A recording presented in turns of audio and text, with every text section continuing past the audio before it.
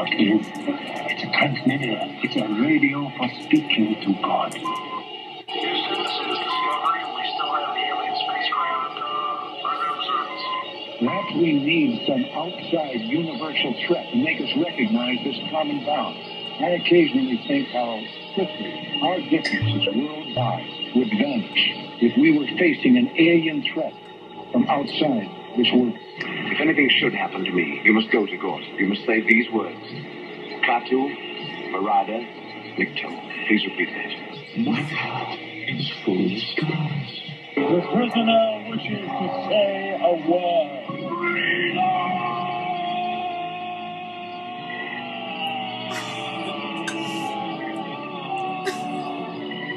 From sea to sea, from planet to planet, and star to shining star. From out of the night and into the light, your frequency is ascending. With your host, Sean David Morton. All right, here I go. From sea to sea, from planet to planet and star to shining star, from out of the night and into the light, from the pyramids of Giza to the pyramids on Mars, from the dark side of the street to the dark side of the moon, from the bicameral fissure in the center of your brain to the light year across black hole at the center of the galaxy. All is one, life has purpose, God is love. Welcome to Strange Universe. This is our special mashup episode. This is Sean David Morton, the guy so nice they named him thrice, the man who, if you patted you on the back, you put it on your resume. So here we go. And what we're doing is, with this, we have some fantastic guests. And just because we love the whole cross-pollination of everybody that's here at American Freedom Radio, we have the goddess herself. We worship and smooch her feet while we rub her neck. Kerry Cassidy, the bright flame who draws all of these moths to the light that is her. With the Project Camelot gang here. And as I said, we're doing all of this together with some fantastic people that Kerry's put together with Strange Universe to do this as kind of a live stream that we're doing with in coordination with Project Camelot and Kerry, and then Strange Universe Radio. So hopefully we'll be able to do a lot more of these in the future. But what I'm going to do is I'm kind of going to back off as the ringmaster tonight, and I'm going to hand it over to Kerry. And Kerry's going to introduce all of these fantastic, wonderful people we have on the show. Now, it might be a little bit confusing, kids, so just you have to bear with us. There's going to be some fantastic information that's going to be presented. These are some of the greatest people in their field, some of the best authors, some of the best minds that have to do with time travel, prophecy, metaphysics, UFOs, the extraterrestrial either threat and menace or blessing to come, depending on which side of that you come down on. But it's going to be a great open forum of this. Now, while this is going on with Kerry's live stream, Strange Universe Radio is also going to be going on the commercial radio as well. So what you're going to be hearing is that when the commercials come in and some music and whatever else, there's going to be a bit of a clipped nature to it as we carry on this conversation. So what I'm going to do is I'm going to turn this over to Kerry, and with those restrictions, because remember, on the live stream on the internet, we are, of course, uncensored and without commercials. However, we have a few constraints with paying the bills with American Freedom Radio, and of course we all have to make sure that Papa Romero is happy with all of us. So let me turn this over to the founder of Project Camelot, the Lois Lane of the metaphysical world, the woman who deserves to be saved by Superman virtually every time she steps out the front door. A fantastic friend and a wonderful, great light, and a person that has broken more stories than I don't know, Greek restaurants break plates. The lady Kerry Cassidy. Kerry, you there? Yes, Sean, right, I'm here. There you go. Okay. Thank you for the lovely introduction. I really appreciate it. You deserve it. Thank you. And thank you for sharing your radio show time with us. It's very exciting to be here, and it's a lot of fun to do this. And I want to introduce everyone who's on the call with us here and explain just a few of the parameters for the listeners so that they understand on the live stream side why certain people are visible and others are not. Starting with Sean David Morton, who didn't...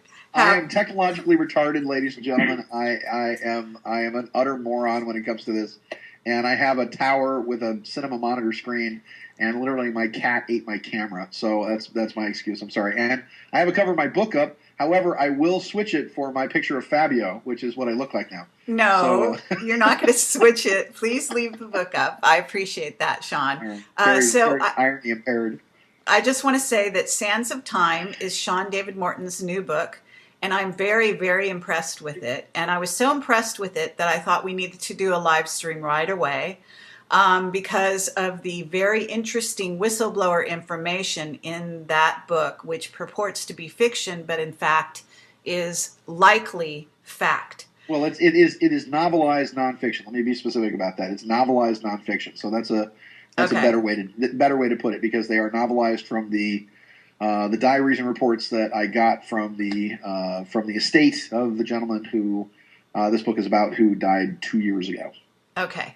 And I'm going to give you plenty of time to explain to everyone, Sean. But before I do, I just want to go around the circle here. Greg Hallett, who everyone can see right now, who is all bundled up, is in somewhere in northern Germany. And he joined us at the tail end of this organization, of organizing this conference. I wanted him along anyway, but we got our wires crossed. So I'm very happy he was able to join us at the last minute. He is quite an interesting character, and I'm hoping that he can give you a background on him. But he's all bundled up because he's in northern Germany, and he just got kicked out of New Zealand because he attempted to take down the government in some form or fashion, which he can elaborate on. And then now he's being tortured in a Soviet prison, as you can see by the set line. I suppose the government and judiciary as heroin trafficking and laundering the heroin money through the courts, and all of my evidence was suppressed, and I had 4 murder attempts in the last 12 months that I was there, so it was time to get out, and I had 12 government departments giving me $10,000 worth of fines a month, which was all manufactured, so I'm out of New Zealand. Okay, and we're going to let you explain all of that as well, but let me introduce the rest of the guests. So we have Joseph Matheny, who is an artificial intelligence programmer and software engineer par excellence, as well as absolutely brilliant mind. He's written a time travel cult novel called Ong's Hat, which many people, at least the people listening in who are sort of aficionados of the whole time travel sector and have been for years, will know about Ong's Hat. Joseph Matheny is also, I like to say, an expert on the occult. And I can say that Peter Moon is as well. Peter Moon is also on the call. Peter Moon is another extremely impressive individual who is the publisher of the Montauk books, and I've read, I think, a lot of his books, let's put it that way, and I'm very impressed with him. He knows Duncan Cameron and the Montauk situation inside out, backwards and forwards, and he is a superb individual to have on this call. It's actually something of a miracle to get both these guys in one place at one time. That's almost a time travel event in and of itself, I have to tell you. And then let's see, I guess that's it. We have Sean David Morton and myself, of course, Project Camelot. So at this moment, what I'd like to do is start off with Sean. Just go around, and since I've given you brief introductions, would you please go ahead and give a bit of your backgrounds so that the audience listening who may not know who everyone is and why you're on this, why you're included in this particular topic, if you could kind of sort of slant your resume that you give, maybe 5 minutes covering your background so that people will know who you are. So let's start with Sean David Morton. Okay. Well, my let me see. I guess my contacts go back to when I was a kid, because I grew up with astronauts. I grew up with my dad had a very famous nightclub called the International Turtle Club that he ran with Wally Schirra. All of the astronauts were turtles. There was the whole thing about, are you a turtle? And you had to answer with a certain certain thing. Otherwise, you had to buy all the guys drinks. My dad was vice president of customer communications at PR, really, at TRW. So I grew up with Gus Grissom, Gordon Cooper, Don Isley, Alan Shepard, all the Mercury and Gemini astronauts. When I was there, I met the Nazi scientists who were working on a lot of these programs and projects. And then I got involved in some very interesting things after going to. I spent some time in Nepal, and actually in India at Dharamsala studying with the Dalai Lama, and then I spent some time in Nepal, and I was there for about a year. And I started messing around primarily because of my background in television and film. Back in 1989, I was part of the. I sort of became familiar with what was going on with Area 51. The astronauts used to talk about it, but they called it the Docktown Strip way back then. I did some of the first interviews with Gordon Cooper, where Gordon Cooper was talking about the extraterrestrials and the things that he saw while he was at places like Groom Lake or the Docktown Strip, as they called it back in the day. I was part of the ultrasound test that actually part of the scientific team that actually proved that there was an underground base and facility underneath the Dulce Archuleta Mesa in northern New Mexico that we ran through 75 hours of Cray supercomputer time at the University of San Diego. It was at that time also that I was very good friends with Danny Casolaro. And Danny Casolaro was not only talking about Area 51, but Danny was then murdered because of what he knew about something called the Promise software, and he got involved in what was known as the Inslaw scandal at that time. And he went to Michigan, where he was murdered in a motel room there. And and they claimed it was a suicide, even though he was choked with a rubber cord and slashed nine times, and then beaten to death with a baseball bat. But it's then in 1990, I became part of a documentary crew called UFO Contactees, where we put together about 600 hours worth of interviews with abductees, contactees, scientists, researchers. Anybody had a dog barked at a UFO, we went out and talked to them.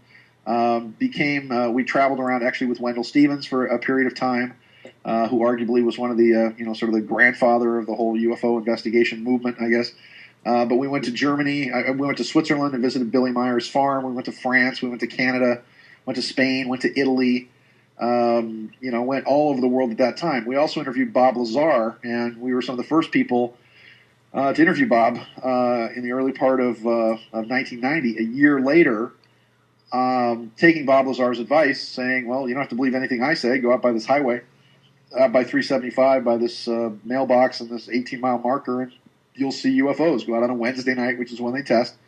And I dragged a friend of mine who worked for the Los Angeles Times, Shannon Sands, out there with me, and myself and another friend of mine. Actually, Shannon was in the car in front of us with the photographer from the LA Times, and I was with another friend of mine in the back car. And we literally almost got hit by a UFO. This thing literally came right down in the road, right in front of us, and we jumped out of the car and chased after this thing and got our faces pretty well burned. And but we managed to then. The next day, it actually appeared on the front page of the LA Times, which then started dragging Area 51 out of the shadows. About, I think it was May of that year in '91, I found a hilltop that actually looked down on the base. Some very weird things happened that particular day, including a massive sandstorm that was actually centered at Area 51. That blacked out most of the power in the state. A lot of very weird things happened. I went back a couple of months later, actually not even months later, about 3 weeks later, with a friend of mine, and we hid out in these pile of rocks on the top of this mountain, and actually filmed Area 51 for the first time, and then started going out there every couple of weeks or so. And in the process of that, started collecting, because I was one of the only people that had actually seen the base, and a person that hadn't been there. But between myself and I think only John Lear, who had photographed it, like 10 years earlier, I think. This was back when you could just walk over a low fence and sort of stand at a kind of a chain link. It's actually was just a chain that was connected together with some posts before they extended their border, which was about 87 or so.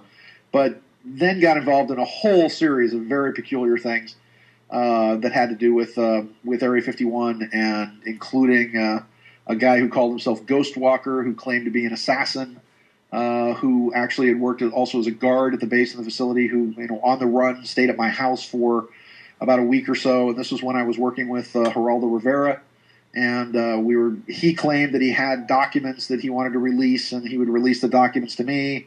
And we went to Vegas, and there was this whole brouhaha going on with Bob Keviott, who was the producer working for Geraldo at that time. And then later on, I then started working for, I was a consultant on Unsolved Mysteries. I worked for Hard Copy as an independent, a freelance producer.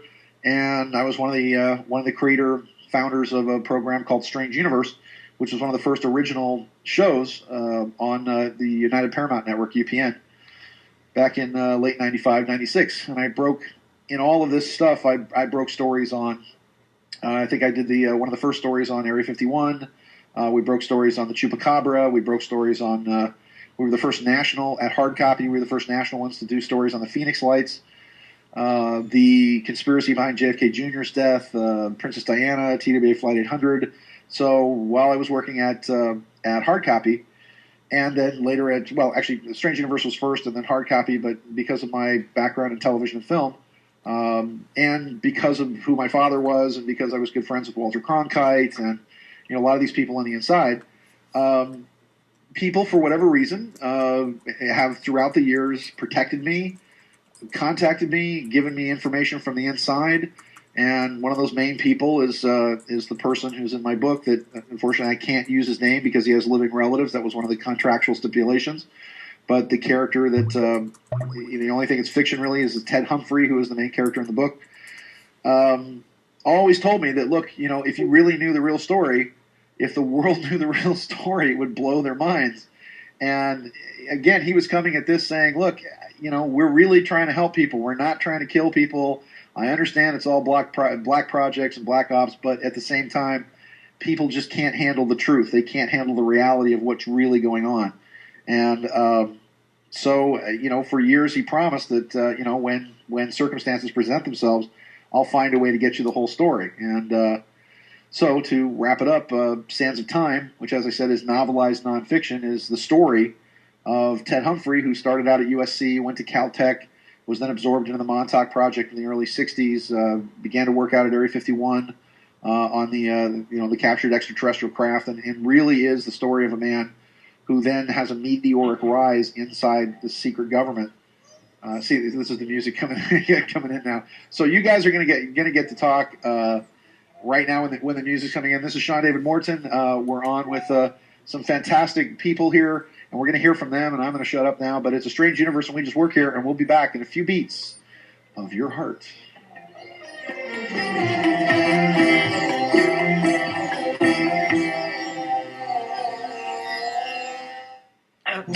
Okay, we're not supposed to hear the commercials, to angina, so pain, I high hope they're blood going pressure, to mute congestive them. heart failure, unbalanced cholesterol, irregular heartbeats, clogged arteries. If so, you are not alone. Millions of people are suffering from one or more of these problems. Yeah, they if you'd can. like to live your life free of sickness, pain, and fear, live your life with increased vitality.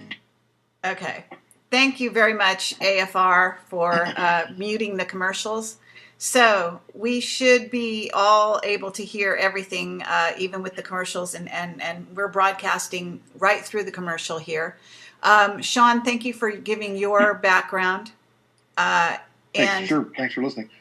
No problem. And so why don't we go next to Joseph Matheny. Joe, could you give some of your background and basically pertaining to time travel, but anything else you want to say it's fair game, maybe about 5 minutes or so on yourself. Okay. You want me to do it now? Yeah. Well, okay. Actually, we were back on. Can I? Would you rather we wait and just do small talk during the commercials? I mean, what do you want us to do here, Sean? Would that be okay? Would that be all right? Because I just have a couple of questions. I mean, if I could just ask Joseph a couple of questions, and would that be all right, Joseph? Then when we come back, would it be all right if we got you on air? Sure. Okay. Yeah, sure. Go ahead. Because, like I said, we're just trying to do a balance here between no problem. Between everything that's going on. So, because here was my question about this. I mean, after my working on this book and writing all this, I don't. Do you think that the past can be changed? Because it doesn't seem like anybody that's dealing with this stuff seems to think it can be. Any opinions? Do I have opinions? Well, in working a lot with people from Lawrence Livermore and a lot of quantum physicists, chaos mathematicians, different people that I hang out with, there's varying opinions on that.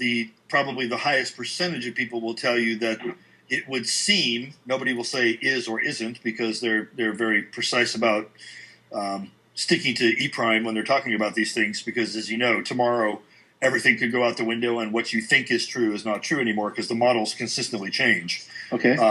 But it would seem that the highest percentage of people that you would ask in the field would tell you that it's most likely that the past cannot be changed. However, there's a lot of different competing theories about why that is. And in fact, we're talking about Timewave Zero tonight, and Terrence McKenna and myself and some other people Terrence had, but we continue to have, some of us, an opinion that 2012 is really a marker for when time travel will be proven to be possible, and therefore a marker for when people from the future can come back to the past. And again, this is, I'm not saying that this is absolute, but this is a theory, and so that it could be some sort of hard stop that happens at 2012. And beyond 2012, that's when we start to see people coming from the future. Because the question is, if time travel is possible and we think it's going to be developed in the future, where is everybody? Well, then let me ask this question, because I knew Terrence. I grew up in Atherton, which is just over the Santa Cruz Mountains from where Terrence was in Half Moon Bay. And, we used to go visit Terrence, and although my mother would say, "Don't you dare eat the desserts at Terrence's house," because, he'd come back, like never. So, and we did an interview with Terrence back when I worked on Sightings, actually way long ago, back in '92, I think it was. And in the interview on Sightings, he talked about the Timewave Zero being based on the I Ching, and that he said two things that I think were interesting, and I want your opinion on. He talked about, and this was back in late '91, early '92 when he said this. Okay. Yeah. He said that December 3rd of 2011 was the tipping point. We coming back? Here we go. Okay, all right. Stand by. The program in the Galaxy, weeknight, 7 to 9 p.m. Pacific Time, with your host, Sean David Morton.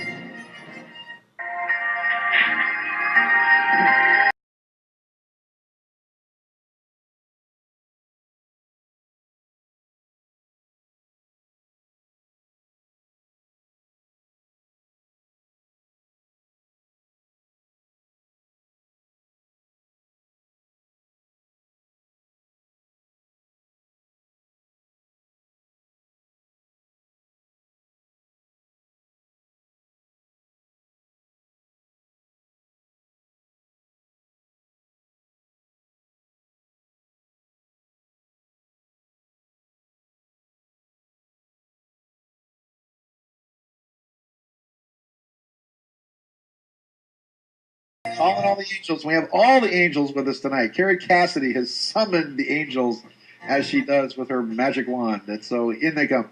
Thank you so much. This is Sean David Morton on Strange Universe Radio, from sea to sea, from planet to planet, star to shining star. We're talking time travel with some of the guys who know what it's all about. So once again, we're working on Patrick Matheny right now. We're twisting the screws on his brain to see what comes out. So Patrick, give us your... Joseph Matheny. Joseph, yeah. I'm sorry, Joseph. I'm so sorry. I got you confused with a jazz artist for a moment. Joseph Matheny. I'm so sorry, Joseph. Joseph Matheny, lay it out for us, brother. Tell us, I know it's hard to do, but give us about 5 minutes. Okay, so derailing the conversation we were having during the break. Which we definitely want to come back to. We definitely want to come back to that, okay? I know. I just had to put in my pithy quote. I'm not going to get too deep into it, but I'll just graze the surface. I basically had a very strange childhood, and I'm glad for it. My grandfather was one of the last independent three-ring circus owners, and I used to spend summers with him. I came from a devoutly Catholic family. I even went to Catholic school for about 2 years until I finally conceived of a way to get myself thrown out because I didn't want to go. To the shame of my family, but to my glee. My grandfather was an anarchist. He was an occultist, and he was a circus owner. So he was, he introduced me to writers like Jack Parsons and all these different kinds of people. And as I grew up and got older and went to college, I studied cinematography and philosophy. And through philosophy, I got very interested in advanced mathematics because if you postgraduate work and some other things up at University of California, Santa Cruz, where I studied with one person in particular who made a giant impression on me, and that was Ralph Abraham. And through Ralph, I got involved in something called the Formless Ocean Group, which was a salon in Santa Cruz that included a rotating a cast of members like Timothy Leary, Terrence McKenna, Robert Anton Wilson, Ralph Abraham, a bunch of other people, including myself. And I was kind of this little puppy sitting on the sidelines in awe of all these people having these phenomenal conversations and interjecting when I felt like I could. And through that, honestly, it never took a computer science course in my life. Started to work with computers in the 80s to help myself with calculations in mathematics. And because I know mathematics, I took to software very quickly. I understood how it worked and started working in Silicon Valley because I was there at the ascension of the whole Silicon Valley thing because I was living in Santa Cruz at the time. And started working at major software firms and startups and all this stuff. But, people always ask me and they assume that my college days was computer science, and it wasn't. I haven't had a single computer science class in my life. So that's how all this came together. You heard my grandfather being the influence and the one responsible for introducing me to the occult and anarchistic thinking and free thinking. Computer science came out of an interest in mathematics, which really came out of an interest in ontology and philosophy. So, and I just happened to be in Santa Cruz at the right place at the right time, and all these people were kind of converging as the rave culture was emerging and the internet culture was emerging, and they were all kind of huddled around the warm light of this truly creative center that I haven't found anything like it since. But Santa Cruz in the late 80s and to the mid 90s was a phenomenal epicenter of thinking where some of the greatest minds in the world were, a good example, I met Jaron Lanier, who is the guy who created virtual reality, basically, as a busker on the street in Santa Cruz playing a guitar for change. Again, a guy who's never had a computer science class in his life, and he went on to create VR. So I just have to break in. I just have to break in here because I was in Santa Cruz at that time too. You were? Mm-hmm. See what I mean? I run into people all the time. They're like, "I was in Santa Cruz." Only geniuses were there. No, just kidding. No, okay, that's pretty funny. You know what was happening is there was something, because I came all the way from Chicago to go there, and I didn't even know why, but there was something that was happening. It was an epicenter of a giant cultural explosion that we're still feeling the ripples of. And anybody that had any kind of sensitivity and any kind of creativity was drawn there like a moth to the flame. I really you guys are a bunch of stone savage hippies all living in the trees there. Come on. Sorry. And the drugs were good. I forgot about that part. Yeah. Wait. Here's my question. Let me go back to the train that we were riding before. Right. Yeah. So here's my question. We have to bring this more up to date, though, Joseph Matheny, because I need you to talk a little bit more about who you are and who you became after that. Oh my God. Ong's hat. Do you want to go with that, or go back to the time travel question? The Ong's hat thing really, and I don't want to get into detail on that, but the Ong's hat thing really came out of that period of time in Santa Cruz when I was hanging out with all those people that I mentioned, who were phenomenal influences. I became great friends with some people like Nick Herbert and Sarfati and all these people that were these physicists that were also acid head hippies. So they were in it for more than just the pure mathematics and physics. They really had a mystical influence and a mystical interest in the universe. And so it was easy to talk to them on all different kinds of levels. But out of that came this thing, Ong's hat, which the way that I put that together, I decided, because I was an early internet or a bulletin board system adopter, I decided that I wanted to kind of advance literature into the new format of computers and networking. So, and I don't want to get into it because it could take me hours, but basically I kind of came up with a new way to present stories and write stories on the internet. There's been a academic study that's just been released on that. If anybody is interested, it's called Legend Tripping, something the search for Ong's hat. It's such a long title. It's a textbook that's being used by mythology and comparative religion classes across the nation right now. Couple of really good reviews of it. Chronicle of Higher Education and the Journal of Folklore Studies did really good reviews of it. Go out there and get it. And basically, it just talks about what I did with ONGSAT and how I did it more than anything. But it does take place in New Jersey, and it does involve going to a second Earth.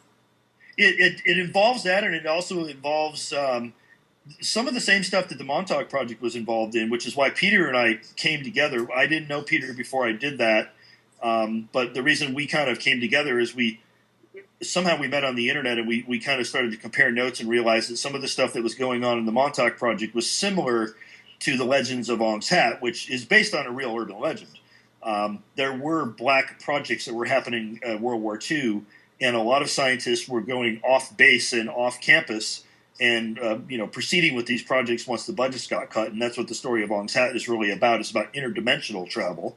But there was enough similarities between what we were reading there and what I was reading in the Montauk Project, and that's how Peter and I became friends. So that's, in a nutshell, that's basically it. And I have done a bunch of artificial intelligence stuff. If you go to Google Patents and type in my name, you'll see some of that stuff. And that's all. Again, I don't think of myself as an artificial intelligence designer or programmer, because that was all a tool to get to what I was really after, which was, with the ONGSAT project. If you read Legend Tripping, you'll find out what I was really after was looking at this giant repository of information that was continually growing every day called the Internet, which was fairly new in 1995, and looking at that as a resource for an artificial intelligence to gather and collate, and using some of the methods that Brian Geisen and William Burroughs used with the cut-up. This was a more advanced method of that, so that I could have a conversation with what Terence would have called the other, and Burroughs and Geisen called the third mind. That's really what it was about. That's what I was after. Wow, and I'm just still trying to figure out how to just put my book on Kindle.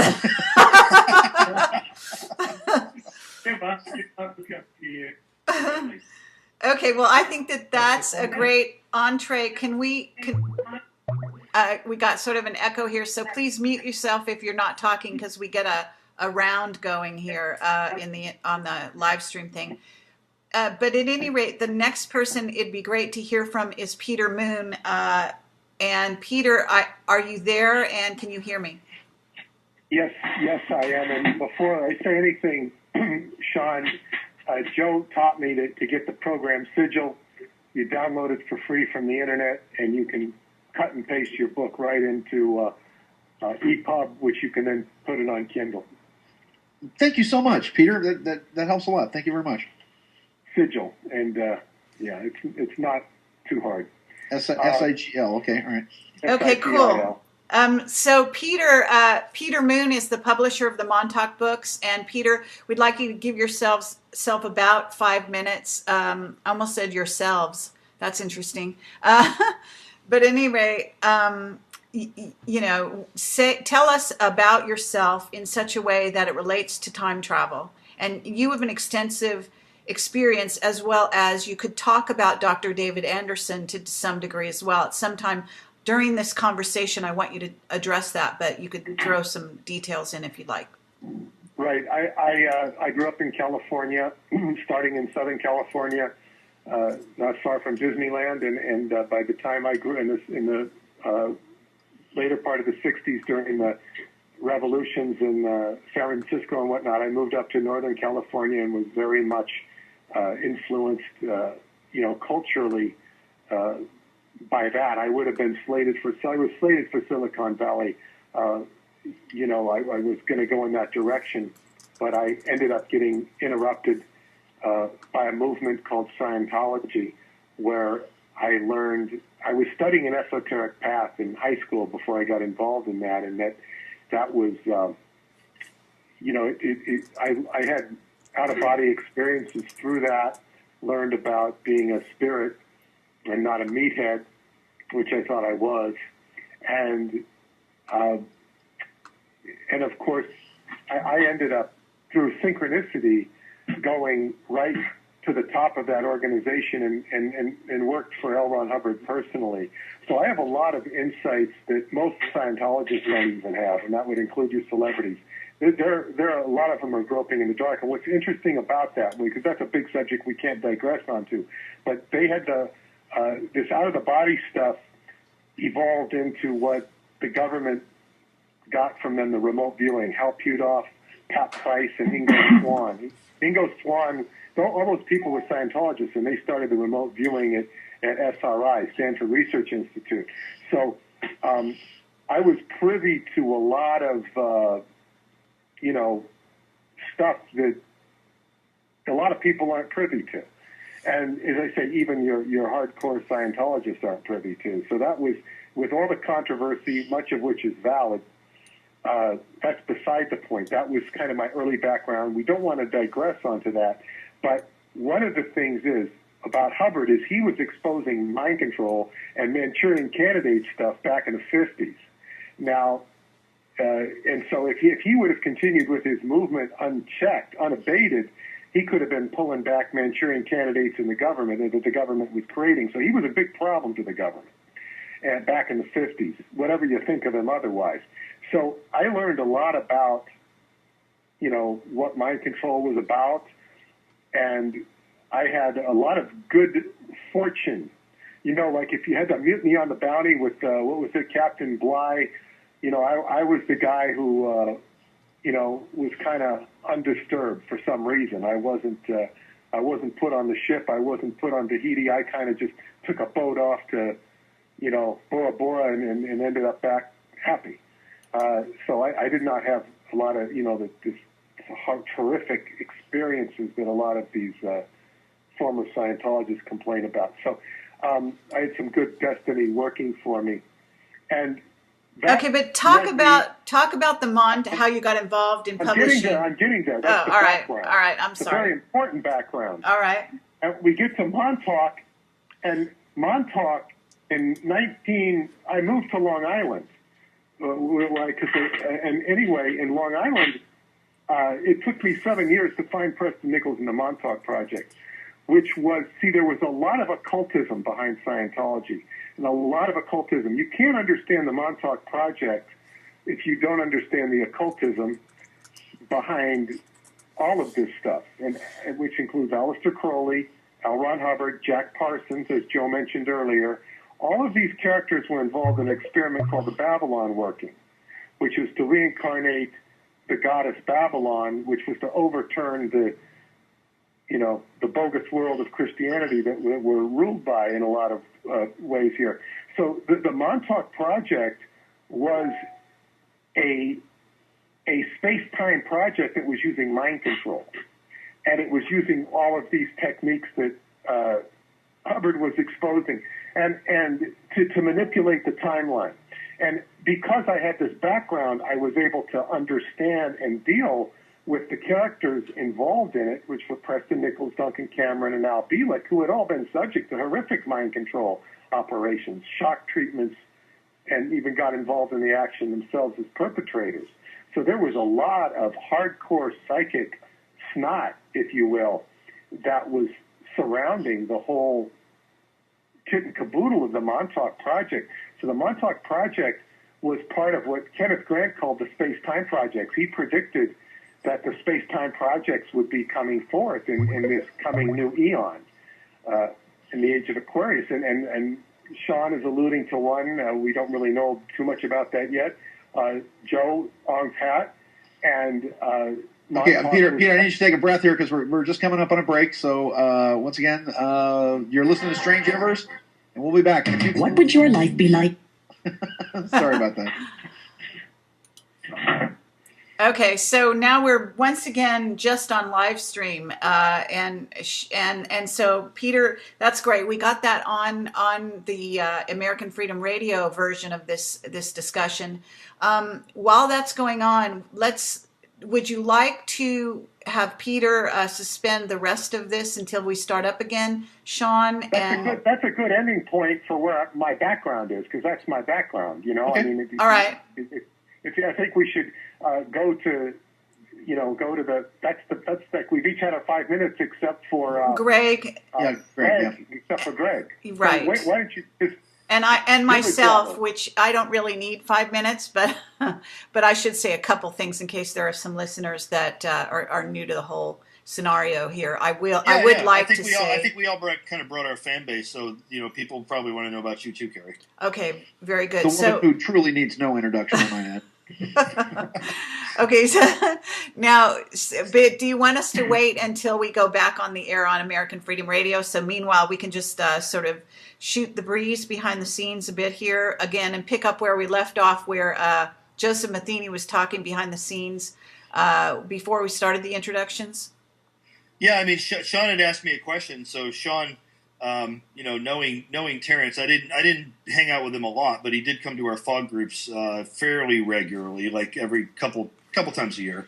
And I had conversations with him about Timewave Zero because I was into the I Ching at the time, and as you know, Terrence admitted that his opinions about things would change over time. So the tipping point thing I think is pretty evident, though, if you look around at what's going on right now. December definitely was a tipping point for something. What Terrence said in the interview, just to refresh your memory, is he said, and this is what was so interesting, he said December 3rd of 2011, this is back in 91, remember. He said December 3rd of 2011 was going to be the final Fibonacci wave helix of the I Ching, of the Timewave Zero software, and he didn't mention this, but I kept thinking, well, why the hell is December 3rd such a big deal? And why does it have to do with December 21st? Well, if you do, a little, it's too bad they don't teach recreational mathematics anymore, but it's exactly 385 days from December 3rd, 2011 to December 21st of 2012, which is exactly a 13-month lunar year up until December 21st of 2012. And this was the final unraveling. And of course, then, this was in the interview in 91 when he was showing all the spikes. And he was saying that then, on this date, there's a novelty wave that stretches into infinity that is greater than the sum total of all these other novelty waves combined. And we're talking about the rise and fall of the Roman Empire and First World War, Second World War, American Revolution, French Revolution, blah, blah, blah, blah.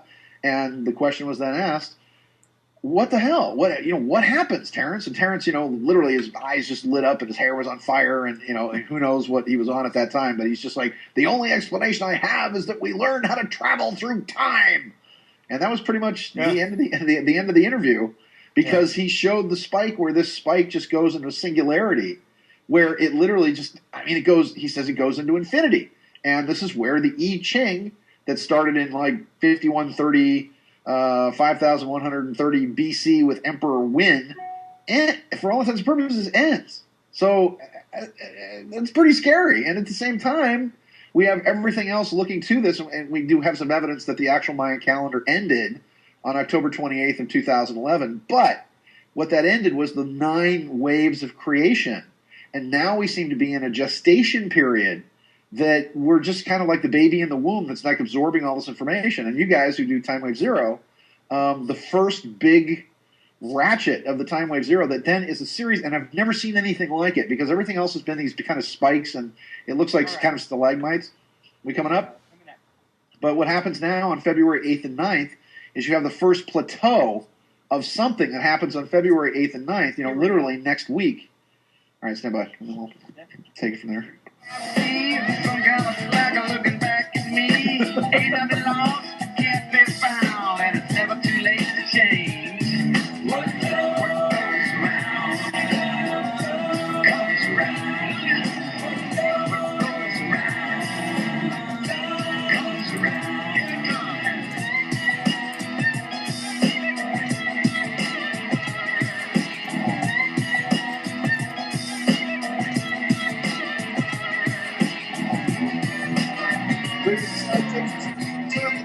Outside the space-time continuum, your ongoing mission to defend the multiverse from all threats, foreign and domestic. However, if you'd be so kind as to leave a lingual, symbolic, sonic communication with your current numeric quantum time-space coordinates, we will be happy to respond to your transmissions for help, assistance, instruction, and evolutionary advancement as soon as we return to this vibrational frequency that you humans call the present. Beep! Welcome back to Strange Universe. This is Sean David Morton.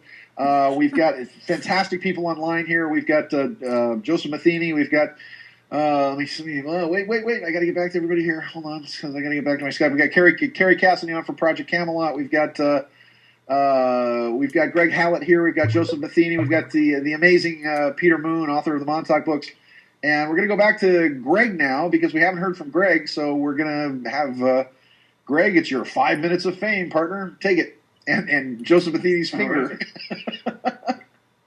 So tell us about Schemate. Okay, Greg, just give yourself a bio for about 5 minutes, if you don't mind, give or take. Okay, I've written 10 books. I started off writing about the family court, and then I started writing about Hitler and Stalin and Churchill and the Second World War. Now, the first downed UFO was actually in Freiburg in Germany in 1936, which was 11 years ahead of the one that crashed in Roswell in 1947. My great-grandfather, Ernest Godwin, was an inventor in New York at the same time as Nikola Tesla. My great-grandfather owned the company. He invented the forerunner to the carburetor. And his vice president was Samuel Clemens, who's Mark Twain. And Mark Twain knew Nikola Tesla, and he was the go-between. And I think that what happens is that scientists experiment on their own children or their own grandchildren, or designate their great-grandchildren whom they generally don't know. And I think that we are the subjects of experiments, and I think that includes an elevated consciousness that we are somehow placed in at a young age, maybe 4, 5, or 6. And that leads to new ways of thinking, which then influence the rest of the community. So I think that some of our thoughts are actually coming from decisions that were made 1910 to 1920. I had some experience with this sort of work and even got to the calculation stage and wrote a book called Flying the Planet, which was thinking along Nikola Tesla's line. It was actually about how to fly the planet. It was stolen by the Security Intelligence Service in conjunction with Mossad in May 2005, and then they reported back through the 2OC of the Security Intelligence Service, who I was having lunch with, who said, it's shit. And then my 2 editors rang me up 6 months after they'd finished editing and 12 months after they'd finished editing and said, your stuff, it's on the news. It's science now. So what you actually get from intelligence is generally counterintelligence, and the intelligence that you get actually comes from oblique sources that you may not recognize or be able to pin down in terms of specific meetings or names of people. Often it's just fleeting stuff. So I've got an interest, and I've done an interview with Raylan Allen about a possible cure that happened for any form of time tear, and that was a a precog type situation with 3 precogs based in Washington, D.C., about 3 floors down, then going to Antarctica to Dome Charlie, which is apparently an abandoned base, and being active there at the end of this year on the 27th of December 2012. And from that, the time tear was corrected to drop the Berlin Wall early. And another time correction event that's going to happen, which is to do with altering the monarchies. So that's where I'm coming from. Okay. That's a great beginning. All right. So at this moment, I think we've covered you, although I know that's just literally the tip of the iceberg, actually, Greg, with regard to what you could talk about. And just for the listeners, I'd like you to appreciate the mental force that we've got assembled here in the people that we've gotten together for this discussion. And I think that people that are sort of have been deeply into the time travel sort of sense of things and even time manipulation will really appreciate that these people have never been together in one forum talking to each other, and this is quite a unique event. Meanwhile, back at the Hall of Justice, the Justice League decides how they can repair time.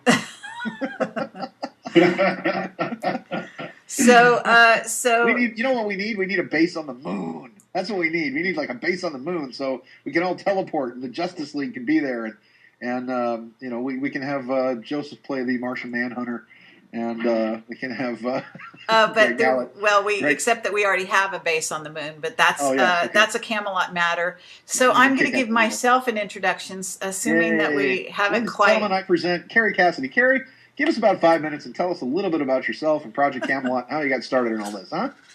Okay.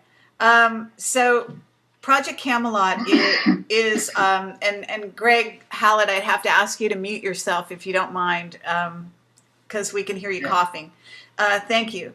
But at any rate, I am interested in putting together these kinds of Camelot roundtables for the public, because I believe that experts in these various areas rarely speak to each other, especially in public. And therefore, there is a total lack of understanding and knowledge, and also people tend to remain in their own little private Idahos, so to speak. They never compare notes, and we are actually a lot stronger when we are together and comparing notes, because that is actually how you get the big picture. And Project Camelot has always been about getting the big picture. We started this back in 2006. So we've been deeply down the rabbit hole for the past 6 years, Bill Ryan and myself. And I was a frustrated filmmaker, and Bill Ryan was a webmaster for, actually it was a volunteer webmaster for a bizarre project called Project Serpo. And that's how I met him, because I had picked up a camcorder and decided to interview speakers such as the ones you've got here on this conference by just putting a camera in front of their face at conferences and asking them, first of all, if they'd seen a UFO. And I had incredible luck, and people talked to me, were quite open with me. And one of the people that I met and interviewed was Bill Ryan, because he was the flavor of the month at the time. I was not so impressed with having him as an interviewee, because he was simply a webmaster at that time. But he was also a writer and had deep experiences of his own in the occult and in to do with UFOs, etc. And we ended up hitting it off. I met him in Tintagel, England, had a terrific amount of past life recall of the time of King Arthur. And Bill seemed to have a strange association with King Arthur as well, and being English on top of it. There are some that have said that he's even part of that bloodline. And so on. So at this point, we decided, really with very little preamble, to create Project Camelot. And in essence, Project Camelot is the WikiLeaks of Above Top Secret. We went on to interview whistleblowers who were involved in black projects and have been doing so for the past 6 years, in addition to researchers and authors who have basically investigated all aspects of, well, top secret and above top secret topics, and certainly time travel and time manipulation is one of them. So that's a very brief overview of how I got involved in all of this. My interest here in putting this group together is to augment my current interview with Bill Brockbrader, that many people will be aware of, also known as Bill Wood, and had a live stream event with David Wilcock and Bill Ryan, myself, and Bill Brockbrader, talking about what his experience was with Project Looking Glass as sort of a military remote viewer, semi-psychic, whatever you want to call that, who was brought on board to actually see beyond Looking Glass. And Looking Glass has been talked about in one of our interviews by Dan Burish. Take it away, Sean. Okay, all right. Well, look, we're coming up on a commercial break here. Once again, we're sort of splitting between Project Camelot and this and Strange Universe. So Once again, Strange Universe answering the question, what does Lady Gaga think is strange? And we'll answer that when we come back in a few beats of your heart.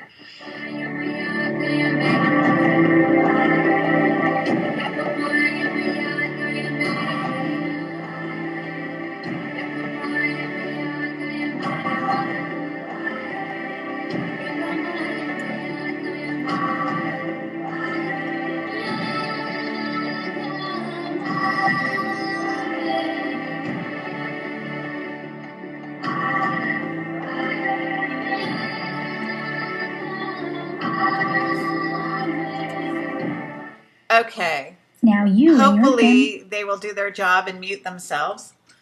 Lovely. Okay.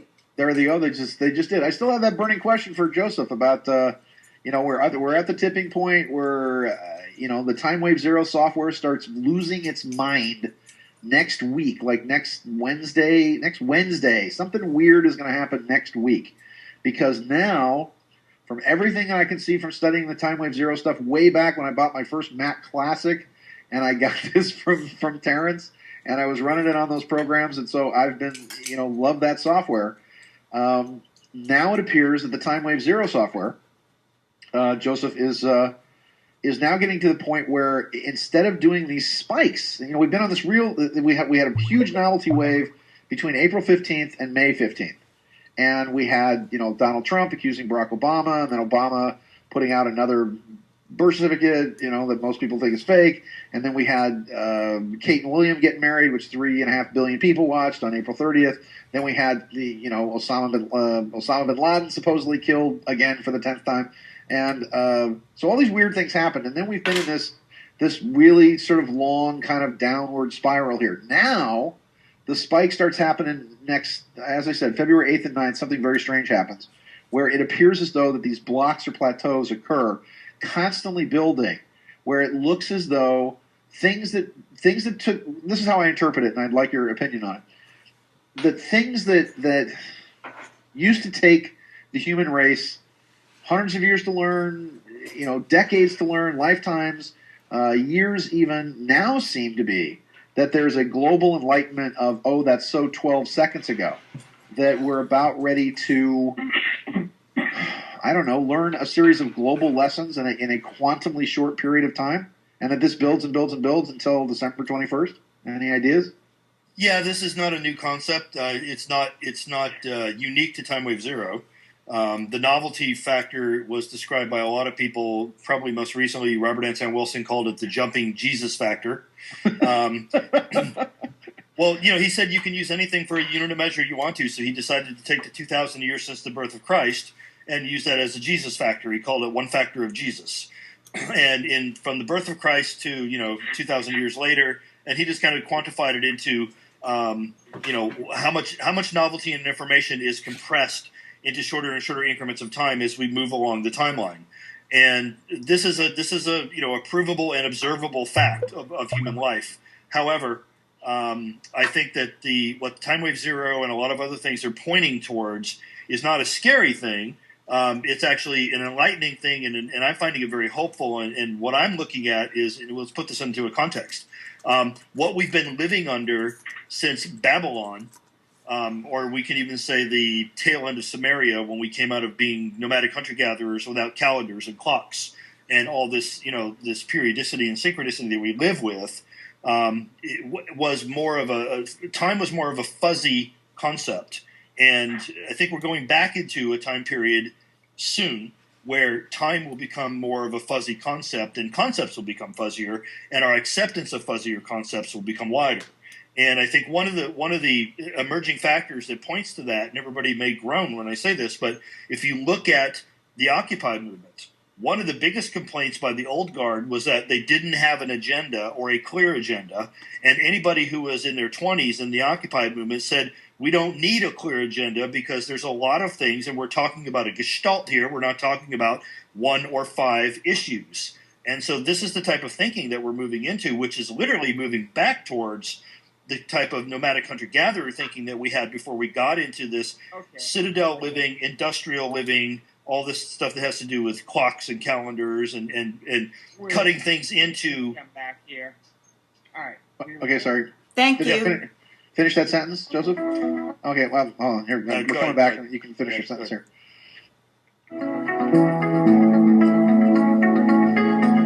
sea to sea, from planet to planet, and star to shining star, from out of the nights and into the lights. You're listening to Strange Universe, the Glass Plus, for the windows of your soul, bringing you 16.4 billion years of evolution. 2 hours of listening to Strange Universe is worth at least a 4-year education at a public university. This is the man so nice they named him thrice, the man whose blood smells like cologne, the man whose pheromones that he secretes affect people miles away, even through the internet, in a slight but measurable way. It's me, Sean David Morton. Welcome back to all of this. And once again, my guests, Kerry Cassidy, Joseph Matheny, Peter Moon of the Montauk books, Greg Hallett, once again, who looks like he's hiding out in a Russian prison somewhere, and the lovely Project Camelot, Kerry Cassidy. And again, if you're on live stream with us as well, we were talking to Joseph Matheny about the question I asked him was that, once again, the Timewave Zero software, which Terence McKenna basically was his effort of taking the I Ching and processing it through a computer, and it came out with a series of novelty spikes and waves. And one of the interesting things about this is that the first of the main blocks of the final Timewave Zero software seems to occur next February 8th and 9th. And something amazingly novel is going to occur in that period of time. And Joseph, you can just complete your thought about that it's not a new concept. You were saying that not really a new concept about that we learn quicker and that time is beginning to shift. So you want to complete your thought on that? Yeah, I mean, even in software or in computer hardware, specifically with processing power, you see that we have like these exponential jumps. But what I was getting to, and I'll just do a quick summation, is what Timewave Zero is describing, and what Terence and other people were describing is they're trying their best to put into a mathematical, precise, and even linguistic language something that comes from the mythopoetic realm. So it's not going to be a precise concept that they're trying to describe. And Terence even expressed frustration with trying to English these things, as he called it. So we can't, and again, what I was getting at was we are moving from a time where we have the fake, the artifice of overlay that calendars are. Calendars are an artifice, right? And that's why we have leap years, and that's why we have all these fudging that we do with zero and all these different things. Calendars are an artifice, so we can't really stick to, on this day at this time something's going to happen, precisely because from the mythopoetic realm we got this information, because from the mythopoetic realm the thing it's describing could take anywhere from 3 days to 10 years, but it's somewhere in that period of time in a fuzzier logic sense that we're describing these things. Okay, and all right, we're going to jump again. Actually, Peter, did you want to comment on any of that? Peter Moon? He's talking about linear. I mean, that's linearization. You know, Terence is trying to describe it in a linear fashion, and Joe's basically saying it's not linear. It's nonlinear. And that could go off into a whole other... Well, I think what's also happening, too, that, again, it seems as though we're moving out of some kind of neural dampening field, that the promise of 2012 is that now we're finally getting the veil removed from the right-hand side of the brain, which for all intents and purposes is, the left-hand side of the brain, which we know as the Western male dominant side of the brain, is really only good for measuring things. It's height, width, breadth, a linear measurement of time, mathematics, geometry, space, judgment, if you will, which is very masculine and very Western. The Western aspect is that something only exists if you have a machine that has the capability to measure it. And the better our machines get, the more our universe begins to expand. However, in the right-hand side of the brain, that we jokingly call the passive, feminine, submissive side of the brain, if you will, that part of the brain thinks in terms of symbols, archetypes, dance, music, artistic expression, visual expressions. It's literally the alphabet and writing that killed the goddess, because we used to tell stories through all those mediums. And now, one of the things, the superior anterior section of the brain that things like remote viewing and intuition, whatever, taps into a quantum level of time where the past, present, and the future are very much happening all at once. So the idea behind all of this, the whole Mayan core synthesis of all this one life has purpose, God is love, is that this right-hand side of the brain opens up, that we start becoming more like what Joseph was talking about with all those hippie savages that were living up in the trees in Santa Cruz. That they were literally mathematicians and scientists and computer experts, but they were using hallucinogens to actually open up this side of the brain to take it beyond whatever it is to the next step or the next level. I think it goes beyond that too. Through the obsessive compulsive quantifying that we've done with the scientific era that we've been in for forever how long, at least since the Greeks. One of the things that we've finally got to through the quantification process is getting to the minutia and realizing that the minutia is not quantifiable. It's very fuzzy. Okay. And one of the things that this points out is let me break it into a different language. I mean, you're an intuitive, I believe, right? Isn't that what I heard? Yes. Okay, so then you know this. Like, let's talk about 2012, the phenomena, rather than 2012, the date. And when we talk about 2012, the phenomena, that maps more into how I perceive reality, and I think you probably, as an intuitive, do too. An event actually is a gradient, and it's not a dot on a line. The dot on the line is an artifice that we've done for the purpose of quantifying. Correct. And what we've done, unfortunately, over the last several thousand years is we've bought the map that we've sold ourselves as the territory, and we need to go. And now I think what we're going to be forced to do is we're going to go back to recognizing the territory, and the map is a map, and the territory is a territory, and we're going to move back into this new way of thinking. Which, if you look at what the internet actually does to people, it forces people into a nomadic hunter-gatherer state of mind, because that is what you are on the internet. You're a nomadic hunter-gatherer of information. Wow. Interesting. And as Lord Nelson said, the map is not the territory. The menu is not the meal, yeah. Exactly. So, Kerry, let's get back to... I love it. Okay, that's great. Let's get back to Bill Wood and what I know and what I don't know. After listening to about 5 hours of watching everything that you sent me on Bill Wood, I watched. Okay.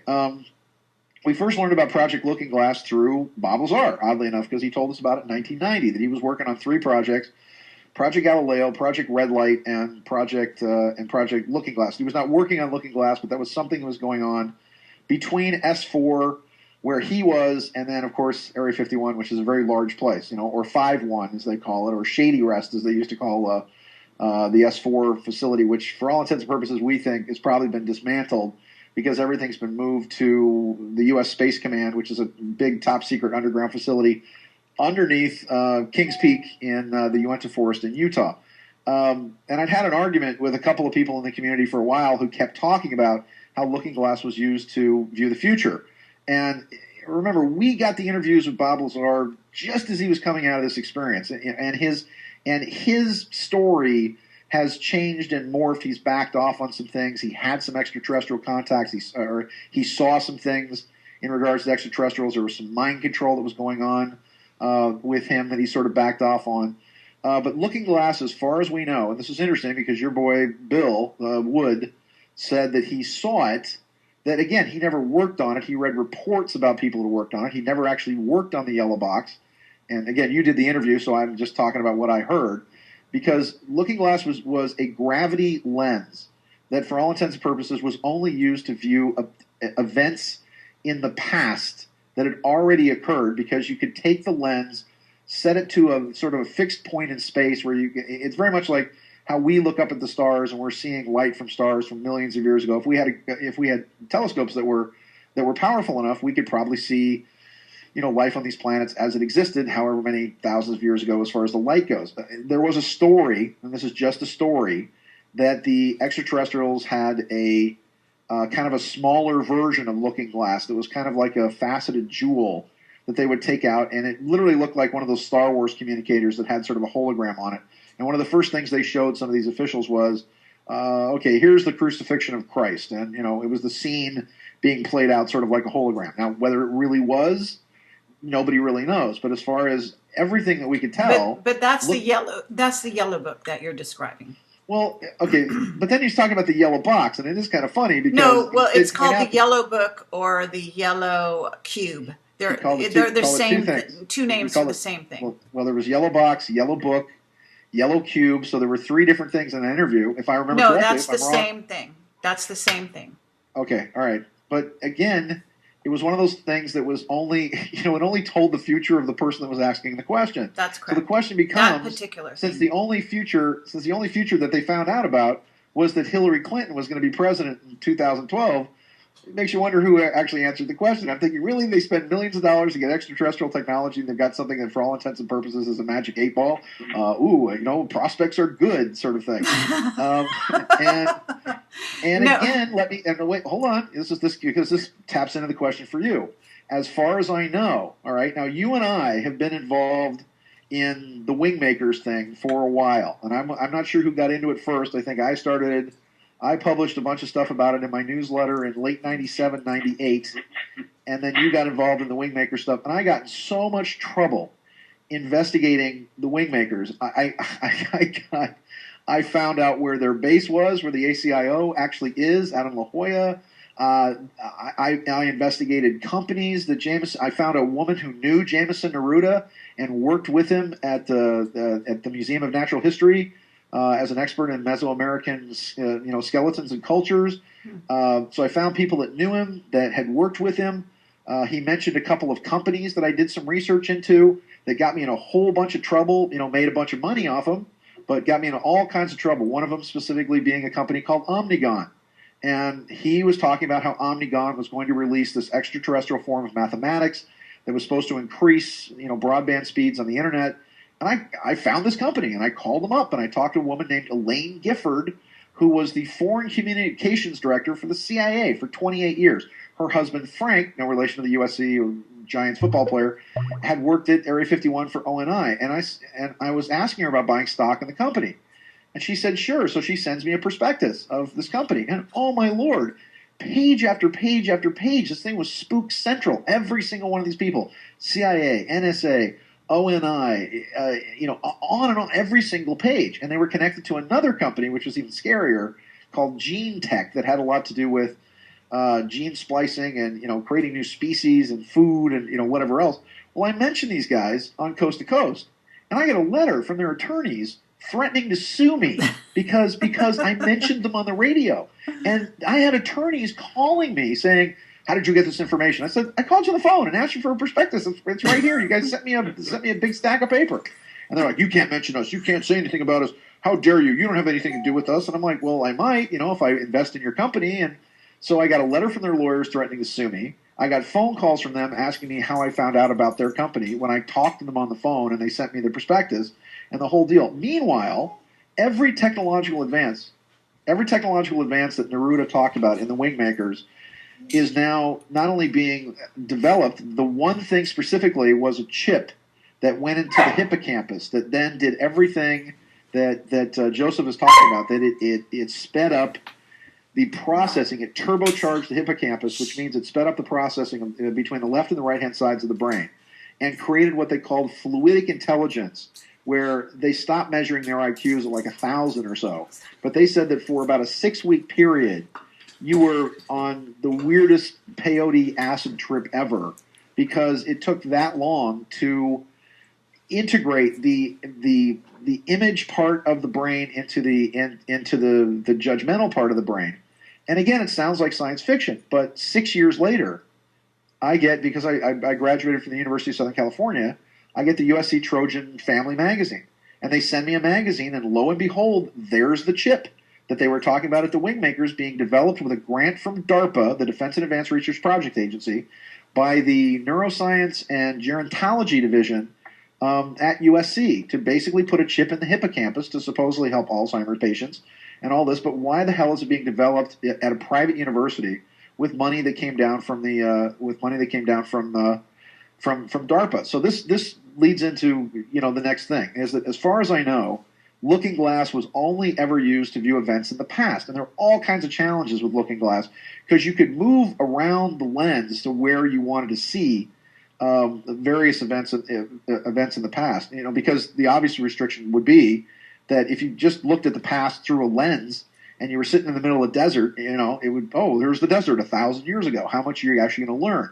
The reason it was abandoned was because they then took live remote viewers, and this is once again Wingmakers again, and they simply hooked them up to machines. They just put these two diodes on the frontal lobes of the brain and hooked them up into a computer that could actually, as they move the remote viewer around a target, they could actually see what the remote viewer was seeing in their mind on the computer. Now, as crazy as this sounds, now let's jump ahead 10, 12 years or so. You had last season on House MD, you actually had an episode that was all about a machine that's being developed at Princeton Scarborough Hospital in New Jersey. That is literally, and in this episode, there was a girl who was in a coma, and they had to figure out what she saw last in order to save her life, and who attacked her, and all this other stuff. But it was actually coming up with images directly from the girl's brain, and this is something that's now being developed again on another military grant from DARPA at Princeton Scarborough University. So it was much easier for them to simply wet wire living psychics or intuitives or remote viewers with a little bit of training, project them towards a target of what they wanted to see, move them around within the target, which is relatively easy in remote viewing, and then hook them into a computer which could actually see what their brains were seeing, tell them to focus on it. So then they got not only an audio report from the remote viewer as to what was going on, but they also got pictures and images from the viewer as well, which was a far more effective aspect of time travel, as far as I know. Okay, but Sean, let me just say, first of all, there is also Minority Report that showed you the precogs being hooked up. So there wasn't just, that was done in a movie a long time ago. Actually, Wingmakers was 98. All right, so it was Minority Report was like what, 97 or something like that. So around, maybe they were similar timing. But the point being is that let's back up to Looking Glass. First of all, I guess you've never seen our video that is called Stargate Secrets. That was an interview with Dan Burish talking about Looking Glass, how it's constructed.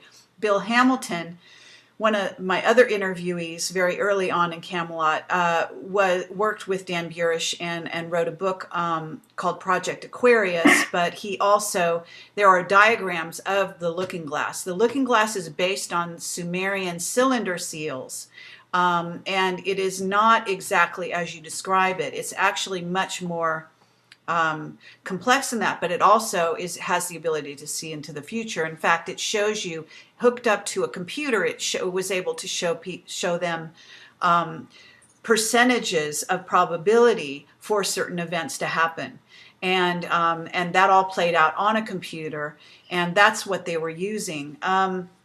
Now, to get to the part about Bill Brockbrader, he was brought in as one of those human psychics to see, because the Looking Glass was bringing, when looking into the future, the same thing over and over again. We're going to a commercial here. Okay. Well, are you suffering? There it is. Ta-da. They didn't bring the music up on time, so there you go. So go ahead with what you're saying. Okay, so I just want to clarify that your understanding of Looking Glass is not complete. Well, look, it may be partially correct. What I'm telling you is I wasn't there. I'm also repeating what your boy said. Specifically, well, you're misunderstanding. You can go back. Corner. He saw it in a warehouse in a corner. Yes, and he didn't have anything to do with it. What I'm talking about is the actual Looking Glass, what it did do.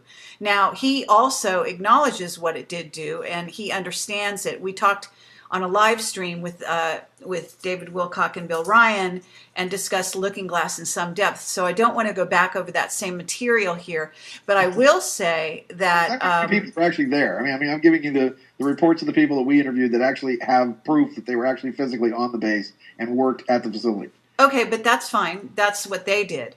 The point is, Bill Brockbrader came in later. He came in 1991.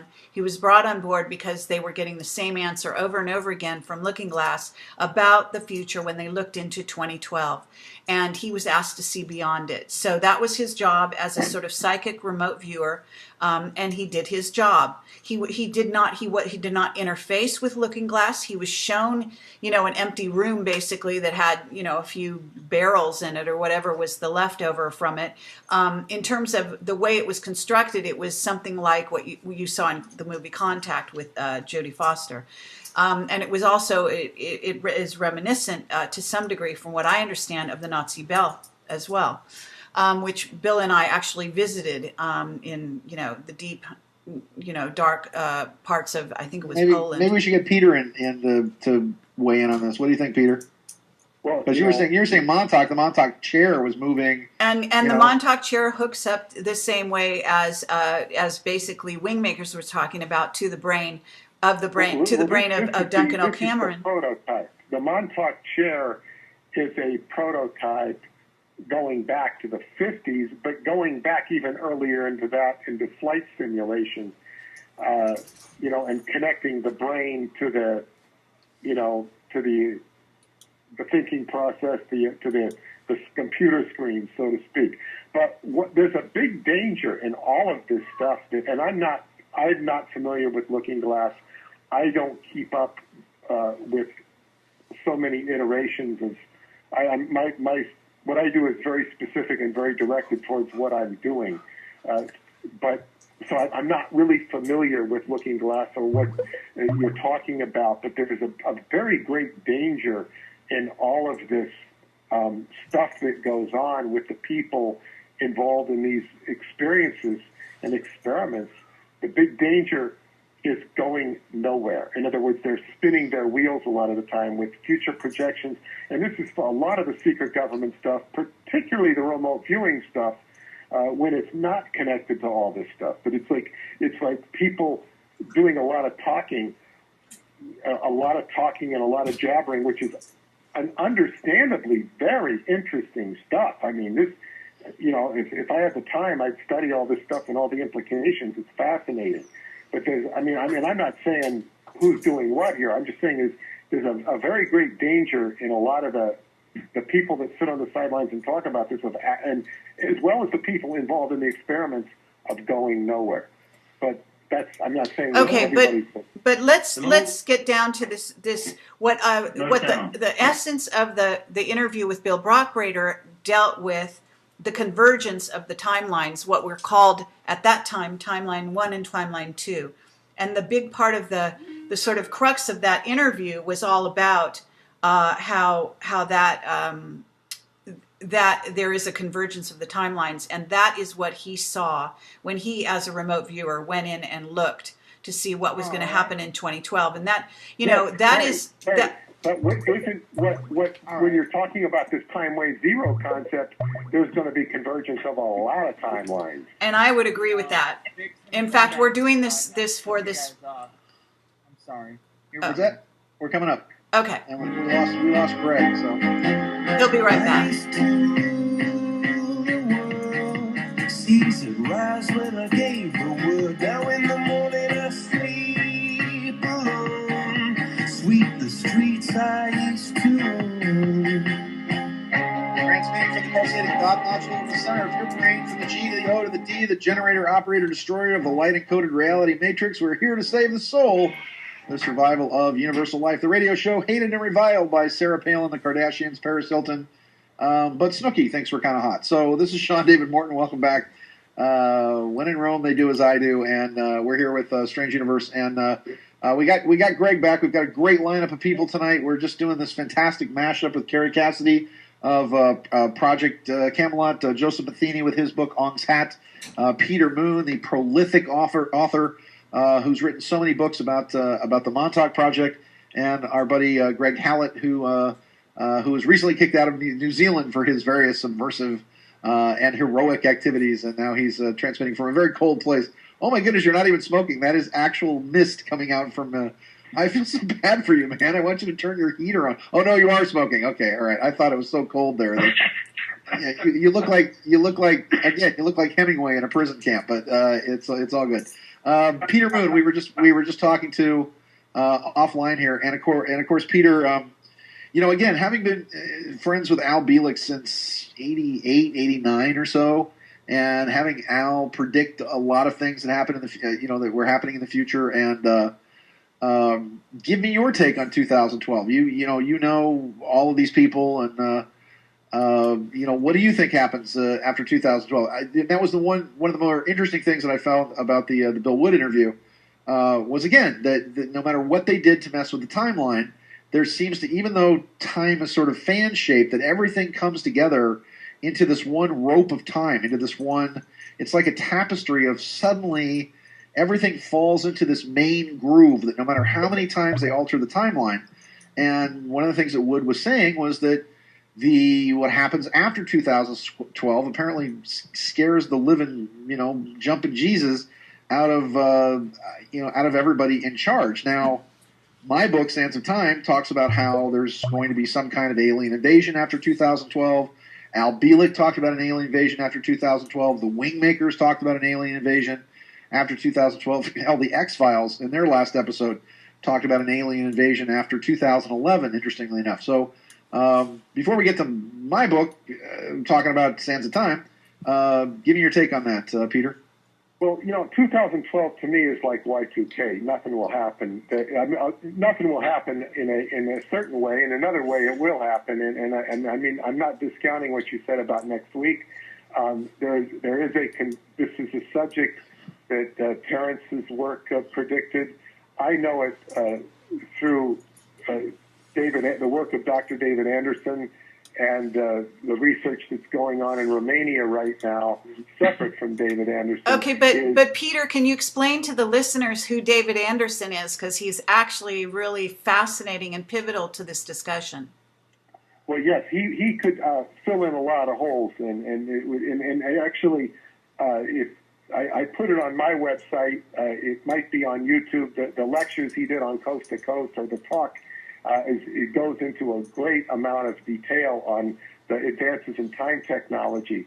But the fact that he would be coming forward at this particular time with releasing information about time technology and actually experiencing, when Joe was referring to the scientists at Livermore and whatnot, it's kind of, they're like outside of the box looking in, and he's inside of the box, looking at actual people that are experimenting with time. And he says in those Art Bell interviews that he's actually putting people into a time chamber. And one thing we know with David, if he's telling you something, it's much more advanced than what he's telling you, because he has to keep his lips sealed to a certain extent.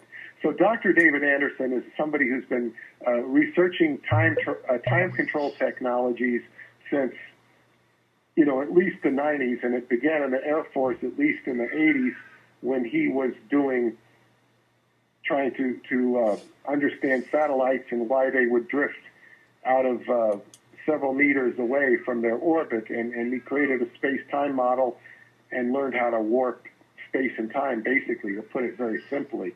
And the details of that were on his website, which has been shut down. I'm not even sure why it's shut down. I've written some very clear articles on it, but which I will put up on my website, which are not up at this time. So he's a fascinating character, and his stuff is all very hard science as far as you can follow it. I've only seen the time chamber on a video, but it does exist. And so, Sean had asked me about 2012. Well, this is a convergence. It's an awareness of time. Earlier you were talking about the left hemisphere and the right hemisphere, and this is, as Joe had pointed out to me in the work of Phil Dick, the corpus callosum is the middle, which represents the new eon. It's a letter, a Hebrew letter called Shin, which is a secret word in Freemasonry, but the synthesis of those two hemispheres. This is the time we're moving. And in the tarot card, the new eon by Lady Frida Harris and Aleister Crowley, it says Shin is the ruler of the new eon, which is the last judgment. This is a basic archetype. This is the return of the Christ, so to speak, archetypally. And we are in this time period when the redemption of souls, and that's the redemption through DNA. And DNA is a mimic of the tarot, the tree of life, and vice versa.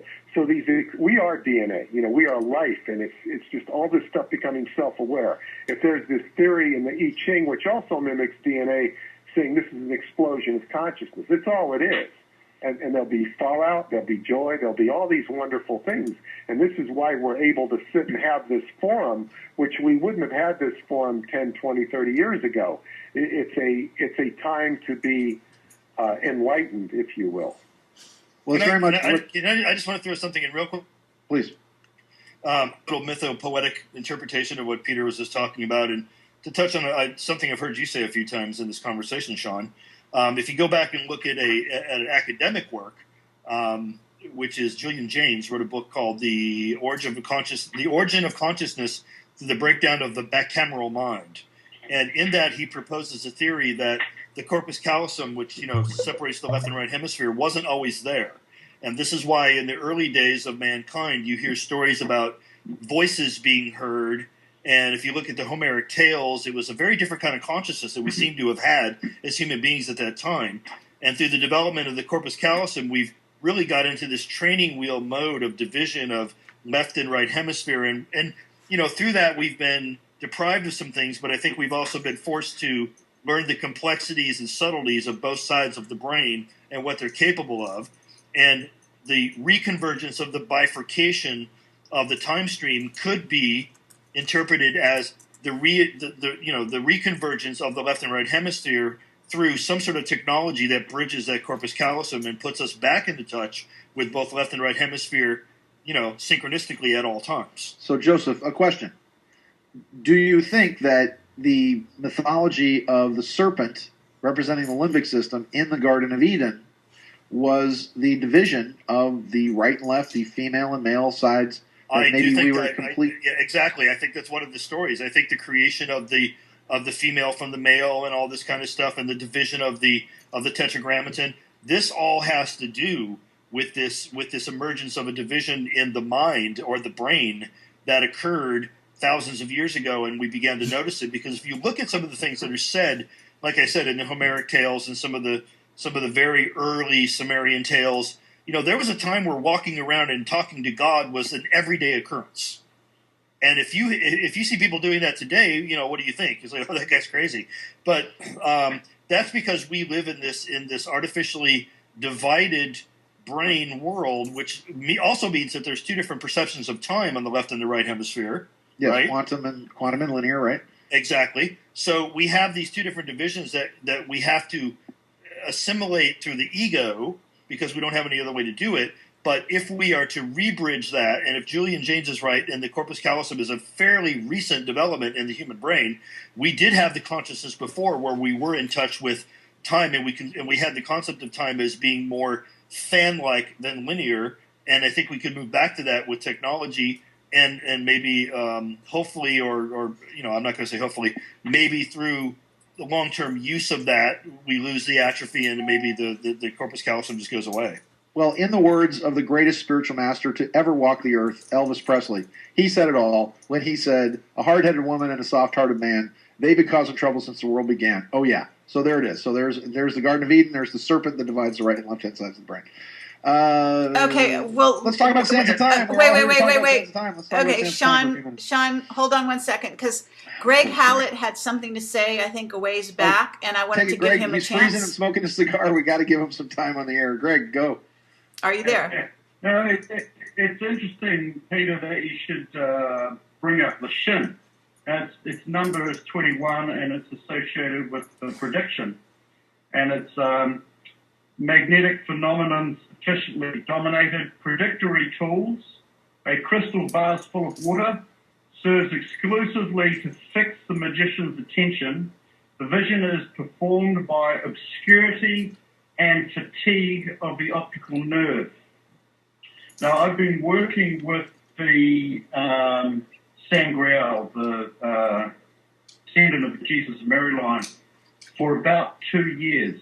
And we've just got to finish tying up our work, but it exactly ties in with the 2012 stuff. And we received this information in 1850.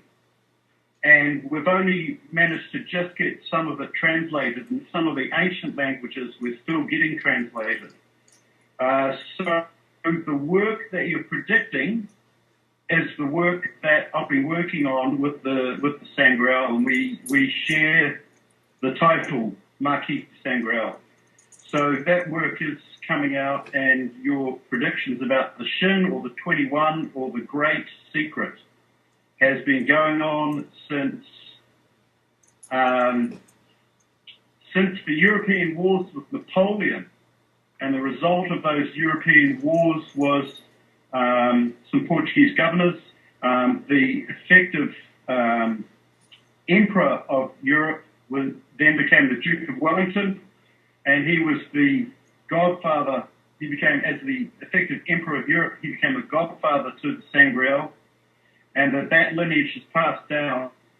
And I've been asked to, I've been adopted into the family and asked to work with them, and I've been working with them for the last 2 years, so you'll hear more on that later. Very interesting. Wow. Sean, I would like to go back into some of the stuff that your book is covering, because you didn't really tell anything about your book all that much. And I wonder if you wouldn't mind kind of summarizing the story for the people. All right, well, and let me give you a couple of treats here. We've got, you can order the book by going to the website, which is strangeuniverseradio.com, where you can get a lot of updates on the radio show and the schedule and whatever else. So that's strangeuniverseradio.com. We for the books, I've got 3 books. I've got Black Seraph, Dark Prophet, and this is my 3rd novel, Sands of Time.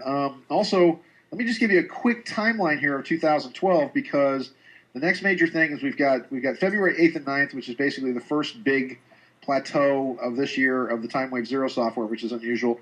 We've also got on May 20th, we've got the first. There's a solar eclipse that's occurring over that starts actually in Osaka, Japan, comes over the Pacific, and then moves across the face of the United States. It's the last eclipse, total solar eclipse, that's going to be seen in North America until 2028. And we've got a big conference actually going on at Mount Shasta on May 18th, 19th, and 20th, and you can check that out on ShastaEclipse2012.com. That's Shasta Eclipse 2012. We've got about 83 rooms there. This is going to be huge. The media is already talking about eclipse fever.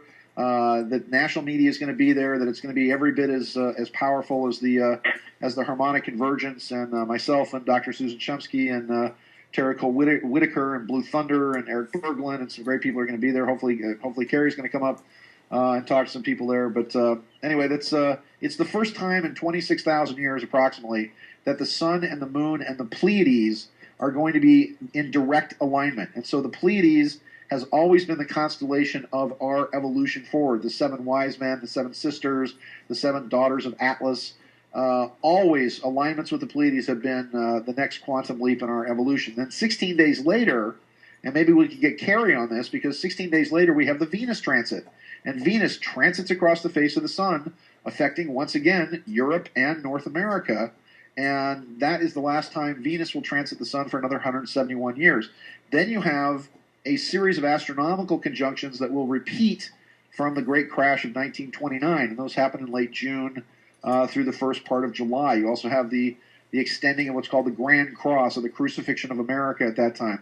And then you've also got another fantastically weird alignment on December 3rd of 2012. You have, for the first time in 10,000 years, and it doesn't happen again for 28,000 years, you're going to have an alignment of Mercury, Venus, Mercury the planet of thought, Venus the planet of love, and then Saturn the planet of knowledge or wisdom, are going to align directly over the 3 pyramids of Giza in the exact position of Orion's belt. In other words, in the design of Orion's belt, right over the pyramids of Giza.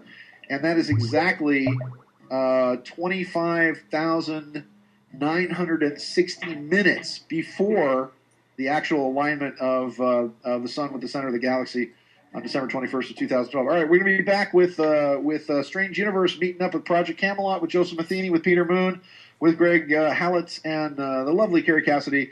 And we'll be back in a few beats of your heart. Don't go away. What would you do? Okay. Hey guys, FYI, I have to jump at 9 o'clock, but I'm here till 9. Okay, all right. That's okay. That's well, with that's that in mind, and what we are doing here is we are going to go till 9, and that is our agreed upon 2-hour slot. After that, if anyone can remain long enough to take questions from the audience, I think it would be a great service to augment this with that. But it is up to you guys how you want to play that. I wish I could. I have prior commitments, but I wish I No could. problem. So tell everybody I'm sorry, but if they want to email me questions, they can go to my website, and I have a Hushmail account there that they can email me questions, and I always answer people when they email me. Okay, please give your website. Oh, okay. JosephMatheny.com. It's real easy. Okay. And Joseph, what do you? Yeah, okay. Go ahead, Sean. What do you think is going to be the next? I mean, we're moving through.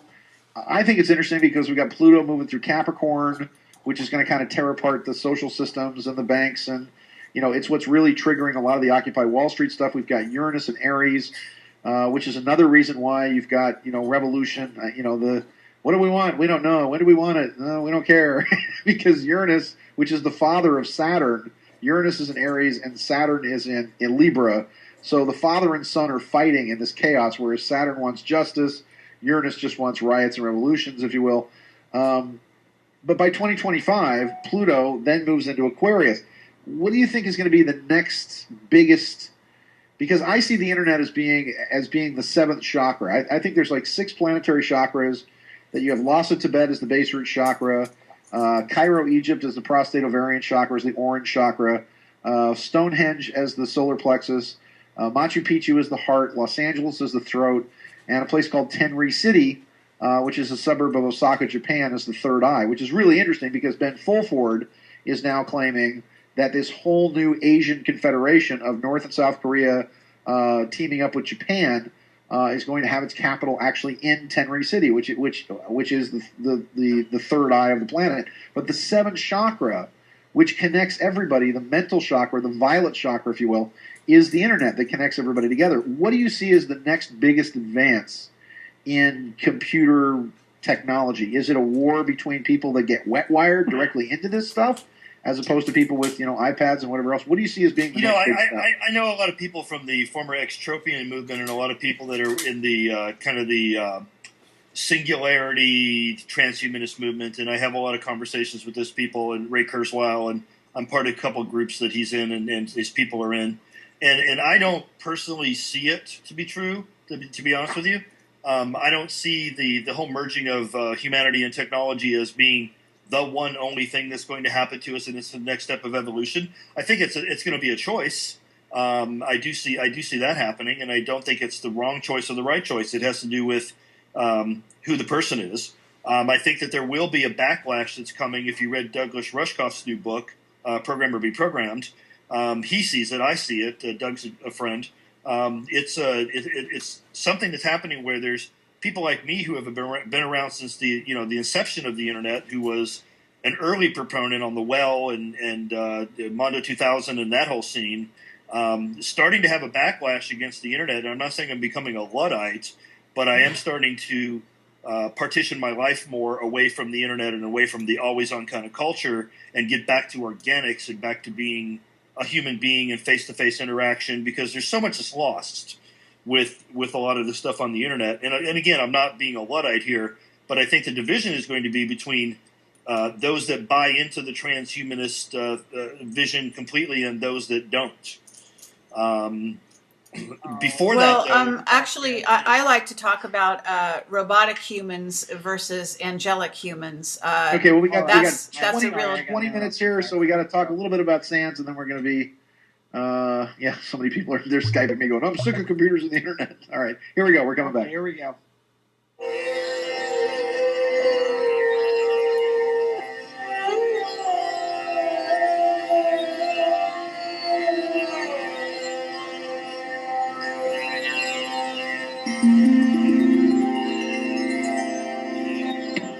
Please fasten the safety belts on your soles, put your tray tables up in your frontal lobes, and keep your arms and legs inside the radio at all times. Ding. You are now free to move around this strange universe. Welcome to Strange Universe, marinated for weeks in a special sauce so you can taste the difference. It's like watching lesbian porn. You never quite know when it's over. The pinnacle of 16.4 billion years with your host. That'd be me, the man that police often question just because they find me interesting. It's Sean David Morton. Welcome back to it all. Kerry Cassidy, take it away. Okay, Sean, you are a riot. I swear to God. Oh, I'm fun to be around. No, you really are. Just a laugh a minute. Basically, I just wanted to say, bouncing off of what Joseph Matheny was talking about and what he was sort of instinctually feeling, which I think is really awesome, actually, kudos to you, Joseph.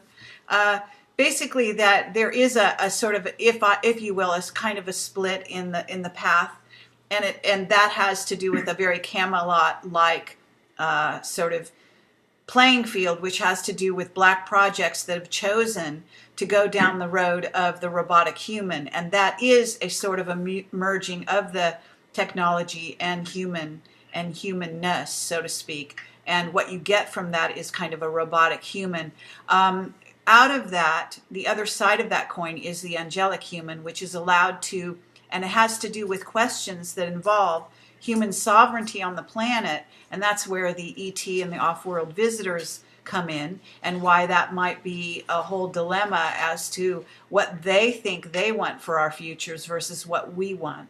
And also understanding what it means to be human, and what the fact that we are actually time travelers, that's the nature of the human, and that we are a composite of many different ET races, and that means that our powers and our potentialities are almost unlimited, and that we are a hybrid race and a grand experiment. And what we're coming up upon is a type of convergence that will allow us to embrace a lot of the parts of ourselves that we have compartmentalized, take down those walls between the parts. And so I just wanted to address that really briefly. And but let's talk a little bit about your book now, Sean, because in a certain sense, your book was the inspiration for this conference, but we haven't really gone down that road. Okay, well, the great thing about Sands of Time is that everybody that's read it has just been really taken by it. It's become this kind of cult classic, and so it's been great. I just want to say thank you to everybody out there for all the reviews, and it allowed me to be able to use my writing skills and abilities to be able to novelize something that was a fantastic true story, and it's the true story of Dr. Ted Humphrey, who at 17 years old, growing up in Barstow, California, his father, who had been Ted Humphrey Sr., who had been involved in a number of top secret projects, suddenly mysteriously disappears, and basically leaves him a note that says, here's your acceptance to USC, your college is paid for, sell the house, keep the money, move in with your uncle, I'm sorry I can't be there for you, and vanishes into the desert for all intents and purposes.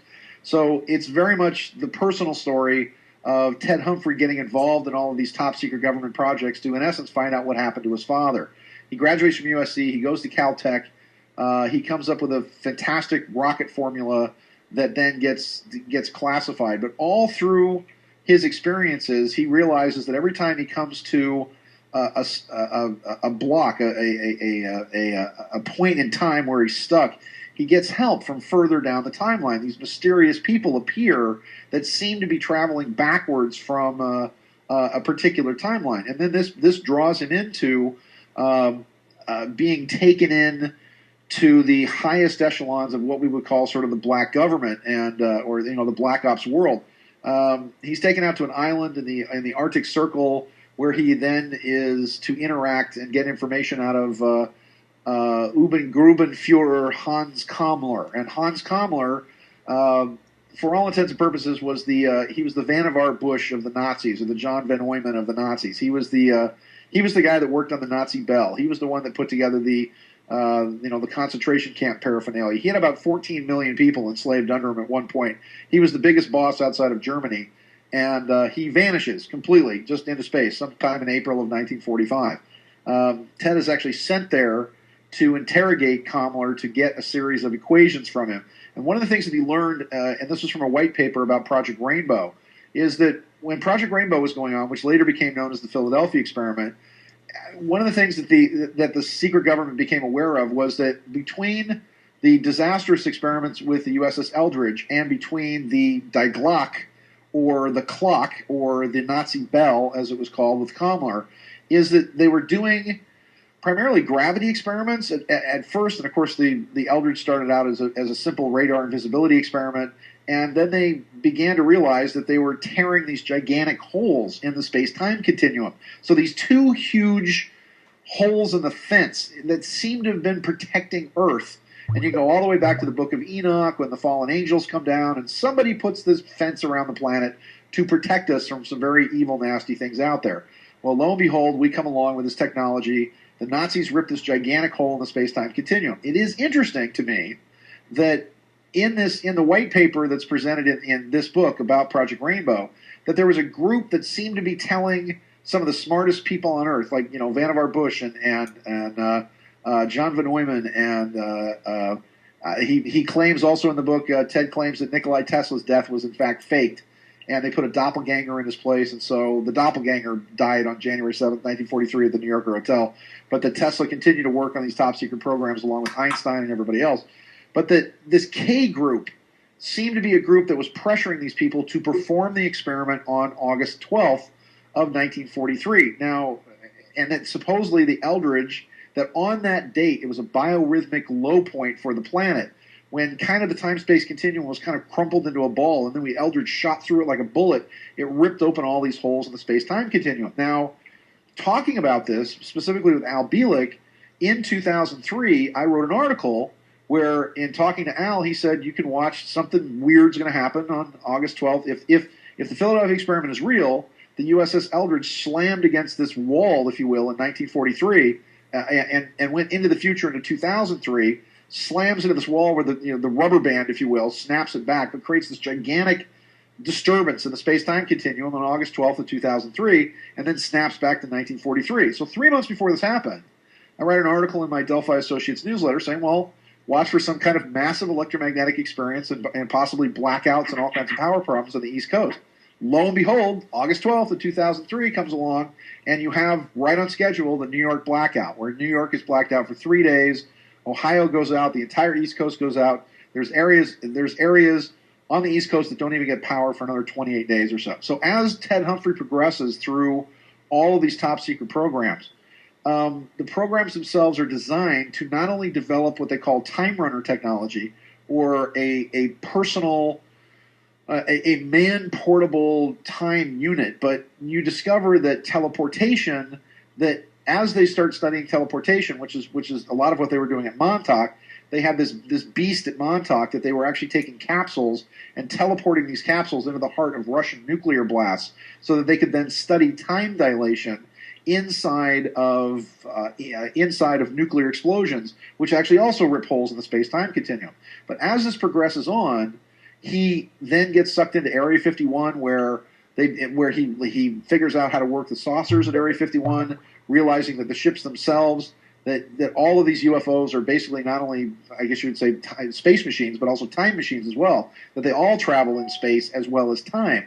And as they progress, it's him moving up the ladder of these top secret organizations, and it's his experiences at first off at Area 51 or 51. Then it's okay, but don't give it away completely, okay? Because we want people to read the book. But it also explains the Dulce War and why they went to war at Dulce and what was actually going on there. So this is an eyewitness account of a person who's been on the other side of the looking glass that has an entirely different philosophy of this, showing that they're in this desperate race against time. That one of the things that's going to happen in 2012 is that certain alignments occur that he felt that the planet was in great danger, and that there was actually something very dire and something very nasty that was on its way here, and that after the alignments of 2012 occurred, that it makes it easier for whatever is out there to get here. Now, Sands of Time was lining up with everything that Al Bielek was talking about a possible invasion of the planet by the Alpha Draconians. But you then also begin to realize that we're in this area of space that seems to have a group of watchers or observers that make sure certain cosmic rules are obeyed, certain laws of conquest, that there has to be kind of a battle for the hearts and minds of the planet first before anything else occurs. So, the difficulty in explaining the book is it's 40 years in his life, from going when he's a teenager in Barstow to trying to solve the mystery of his father's murder or his father's disappearance, to then developing time travel, to then him being kicked out of this entire program altogether, then being brought back in, and his interactions with various presidents like Reagan and Carter, and that are all kind of happening in the background, where you realize that it's all a puppet show. All the public stuff that they did with Clinton and Reagan and Carter is just like, oh, really? That's going on? Huh. Well, when was the last time I voted? 1960. And these guys are so far and above it of what they know. Okay, well, we're coming to the end of the radio show part. So you want to say some closing remarks while this music goes on, Sean? I will stick around. I just want to say thank you so much to Kerry Cassidy, Joseph Matheny, Peter Moon, Greg Hallett. Our revels now are ended. These are actors, as I foretold you, are all spirits and are melted into air, into thin air. And like the baseless fabric of this vision, the cloud-capped towers, the gorgeous palaces, the solemn temples, the great globe itself, yea, all which inherit it shall dissolve. And like this insubstantial pageant faded, leave not a rack behind. We are such stuff as dreams are made of, and our little lives are rounded with a sleep. Sleep type strangers, thanks for being here. Stay strange.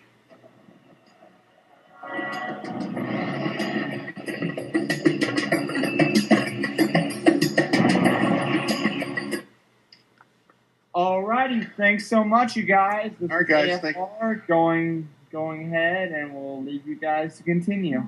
Thank you so much. Okay, I want to say I know Joseph has to leave. Joseph, thank you so much. I'm so excited about reading your book and getting to know you better, and hoping to having you on Strange Universe pretty soon. Cool. Yeah, we'll probably have you over to our show too. I do a couple shows on a podcast network that I own, and we're I was going to say something and I forgot we're still public. We're being picked up by a major. That's all I'll say. Yeah, and I want to say, are you going to leave right now, Joseph Matheny? Because I just want to say a couple very quick things. That Joseph Matheny and I actually wrote a screenplay pitch treatment based on the Montauk Monster, and we worked with Peter Moon on that, and we were gonna take that and approach some movie studios to get that made. And I don't know if it's ever gone anywhere since then, but I just want to know. It went somewhere last night. Okay, well let me That's just. all I'll say. Well, that's very interesting and bizarre. I want to say that was long before the days of Camelot.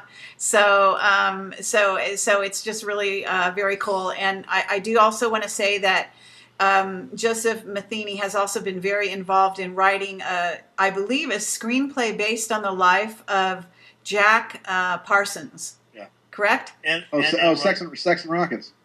Actually, it's just a piece of that story. It just specifically focuses on the events around the Babylon working, and I call it the strangest buddy movie ever made. It's called Ron and Jack, and it's about Hubbard and Parsons and the whole thing that went on around the Babylon working. And it's more of a kind of a psychological examination of what those two were going through, and then based on what they did, both of them, what they did afterwards. However you look at it. I mean, Parsons was involved with the founding of JPL, and Hubbard did found the Church of Scientology and Dianetics, for whatever that's worth. It was big, and so I think that it was two guys that collided and then went off in different vectors and did like these great big things in the universe. And so I always found that as like an interesting focal point that I wanted to write kind of a buddy movie about. So it's kind of an art house film. That's still floating around. There's people that are interested in that, Kerry, but.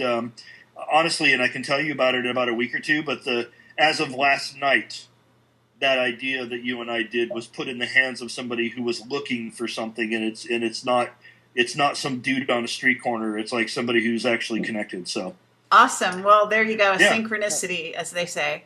Okay. Well, thank you so much, Joseph Matheny. It's been awesome having you on the show. I'm assuming that Peter Moon is going to stay with us a little longer. Haven't heard anything. I can be with you for 15 or 20 minutes. I'm a little late back there. Yeah, you are. Okay, absolutely. Can I leave you all with a very simple thought? Peter's heard me say this before. I say to a lot of people, but the truth is often complex to get to and simple when you get there. And this is just an idea. I'm not saying it's the truth, but 2012, the whole thing we're talking about tonight, Timewave Zero, 2012, time travel. I've often said, and I still believe this, it could be as simple as this. This year, we actually have definitive proof that time travel is possible. And when we do that, if you think about how time controls us on a day-to-day basis, both consciously and subconsciously, when we realize that time is truly plastic and accessible and non-linear, what that does to human consciousness could be the 2012 event. It could be that simple. Yay. Awesome. All right, Thank guys, you I so have to much. jump off, but thanks for having me on. Thank you. Thank you, Joseph. It's an honor to bask in the warm glow of your sunny personality. You too, Sean. Bye-bye. Okay. Awesome. Hey, questions? People have questions? People have questions, I assume, in the chat, and we will. Peter Moon and Greg Hallett, you've been very patient over there, and I thank you for joining us. I don't know how late it is. I don't even know if the time even falls Greg, on. it's almost Greg. It's 6 in the morning wherever he is in Europe. It's midnight here. Morning, Oh, yeah. Okay, all right. Incredible. It's midnight in New York. Yeah. Okay. So, Peter, me let's just see. say Peter something. Moon, you want to say some words before you depart? Yeah, I'll say that what Sean was talking about, Al Bielek predicting the blackout, he actually predicted it would be between the 10th and the 14th. The biorhythm runs between the 10th and the 14th. Of August, right? Of August, right? Yes. It occurred on the 14th, the epicenter of which the blackout was Preston Nichols' new home in Cairo, New York. But it was. At the same time this was occurring, and this is where all the focus of my work has gone for the last 5 or so years, was in Romania, in the Bucegi Mountains of Romania. There was in August of 2003. This was the great 20-year biorhythm we were all waiting for at Montauk. There was a blackout in New York, yes. There was also a discovery, or the breaching. It had been discovered through ground-penetrating radar of a chamber underneath the Romanian Sphinx. There's a Sphinx in Romania, and I've written about it in a book called Transylvanian Sunrise, where there was a chamber underneath there with technology that was future technology, but it was like 50,000 years old, with samples of stuff that could read out your DNA. If you put your hand over it, these things were for 6 feet high tables for big beings, and you could put your hand over it, and it would read out your DNA in holographic form. Holographic technology was discovered, or was there. It wasn't discovered. Yeah, and then you have 3 tunnels in there, and you have a projection hall which gives you the history of the Earth. So you have a lot of future technology, and this is a story that's been evolving for the last 10 years, and even I'm beginning to interface with it personally on a very personal level with the characters in this. So this is what I've been up to, everything that I've done since I've been investigating time for 20 years now, which correlates with all the other things that have been being said here, from the Ong's Hat scenario and all of the fascinating characters Joseph has been involved with, and so much of the really neat occult stuff, he didn't get into. We can't really get into so easily. And the stuff Sean is talking about, it's all reaching a critical mass. It's reaching a critical mass, and the more what you call poker chips you put in the pot, the ante keeps getting bigger and bigger and bigger. And I think this is the real point of what we've been discussing here tonight. And you can discuss it from the viewpoint of different poker players. And, whether the information is partially right or very much right or totally right, this is the new game that's being played. Time.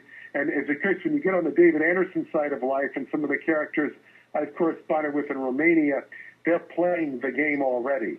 And as are the secret government people Sean was talking about, or you guys were discussing, it's humanity's the one that's not clued in. That's basically what I have to say. I do have a website where you can access the books that I've written in www.digitalmontauk.com. Anybody who's interested, there's a blog there. And the David Anderson interviews are accessible there. The YouTube links are there. Wonderful. Thank you so much, Peter Moon, for joining us. It's been a delight to have you here, and it would be lovely to have you on my radio show. In fact, all of you, every single one of you, to have meet you on my American Freedom Radio show that is on Wednesday nights. I have dates open after April, and so you're invited to be my guest. I'd love to talk about more of this. This is a very interesting saga, and it's been great to have you and your great, keen intellect joining us. And we really grazed the tip of the iceberg with you and with everything that you've been involved in. Yeah, well, it's like I can talk for 10 hours and my phone will run dry. I mean, with the amount of information. So yeah, it was fascinating to be here. I've learned a few things. I wish I had more time to follow up some of these leads, but I'm embedded in the third book, which is Mystery of Egypt, which is about one of these tunnels that goes underneath the Giza Plateau, which had a lot to do with those riots in Egypt last year, whereby they found out that the Egyptian government found out that the Romanians and the Americans were digging had a tunnel underneath the Giza Plateau. And that's why Zahir Ross was appointed the deputy minister, because he's the archaeologist. He's not a politician. So there was a lot of weird infighting between Egypt and America over that issue. But that's what I'm working on now. It doesn't leave me much time to pursue, to study Project Camelot, to study the Project Looking Glass. There's too much information in the world. We'll have to have the supercomputer brains before we can assimilate it all. But I thank you for having me. I will follow up for an April date with you. Great. And, fascinating. I'm very happy to hear you're following up the situation over in Egypt. I've been following that myself and interviewing people for a while in that regard. So I'll be very interested to hear what you come up with. Okay, well, thank you for having me, and I enjoy the rest of the show. I'd stay on if it wasn't so late. Okay, take care. Thank you, Kerry. Thank you, Peter. Bye, Sean. It was great chatting with you. Thank you, sir. Yeah, bye. Couple interesting things, Kerry, that I just wanted to add here is that first off, let me give a shout out to my buddy Pitar in Bulgaria. It's Lambda's 1-year-old birthday, so happy birthday. It's also rare too. We have these fascinating astrological alignments because Neptune rules the sign of Pisces, so it's really a lot of fun when you have Saturn exalted in Libra, when you have Uranus, which is the planet of basically chaos and shock, in Aries, which is the planet of war and revolution, but you have Neptune in Pisces, and Neptune rules Pisces, which is the planet of dreams and manifestation of the dream states. And the last time Neptune was in Pisces was 1847 to 1861, which of course was not only the lead up to the Civil War in the United States, but also that period of time created major religions like the Seventh-day Adventists, the Millerites, the Mormons, the Fox sisters, who began spiritualism at that time. So now here we have Neptune going through Pisces between 2011 and 2026. And it temporarily returns August 4th until today. So actually, Neptune's moving into Pisces, and it won't be in Pisces again until 2175. So a lot of really interesting things going on. And there's a huge planetary alignment that's also happening on February 6th, 7th, and 8th next week, which is what the Timewave Zero software is saying is this plateau. So you have these two really powerful alignments that are involving the Earth, the Sun, and Mercury, and Mars, the Earth, Venus, and Uranus, as well as some significant astrological aspects involving the Moon, which could represent a 7.3 magnitude earthquake on one of those days. So here's a prediction for you. February 6th, 7th, and 8th, on those days, we're going to see at least above a 7 earthquake. I don't think it's going to be in the United States, but it could be a little bit further south of the border in Mexico or the upper part of South America. So there's a really good website for this. If you go to solarwatcher.net, solarwatcher.net has a really, really interesting site there where there's a lot of things that talk about the solar cycles of the sun and how they're all triggered. So there you go. So there's some stuff for you. Okay, very good. Greg Hallett, since you've been with us, and I can't even imagine the time over there, do you want to say a few last words, or do you want to stay with us for the Q&A that we might try to answer some questions, or what? Go ahead. Sorry, yeah.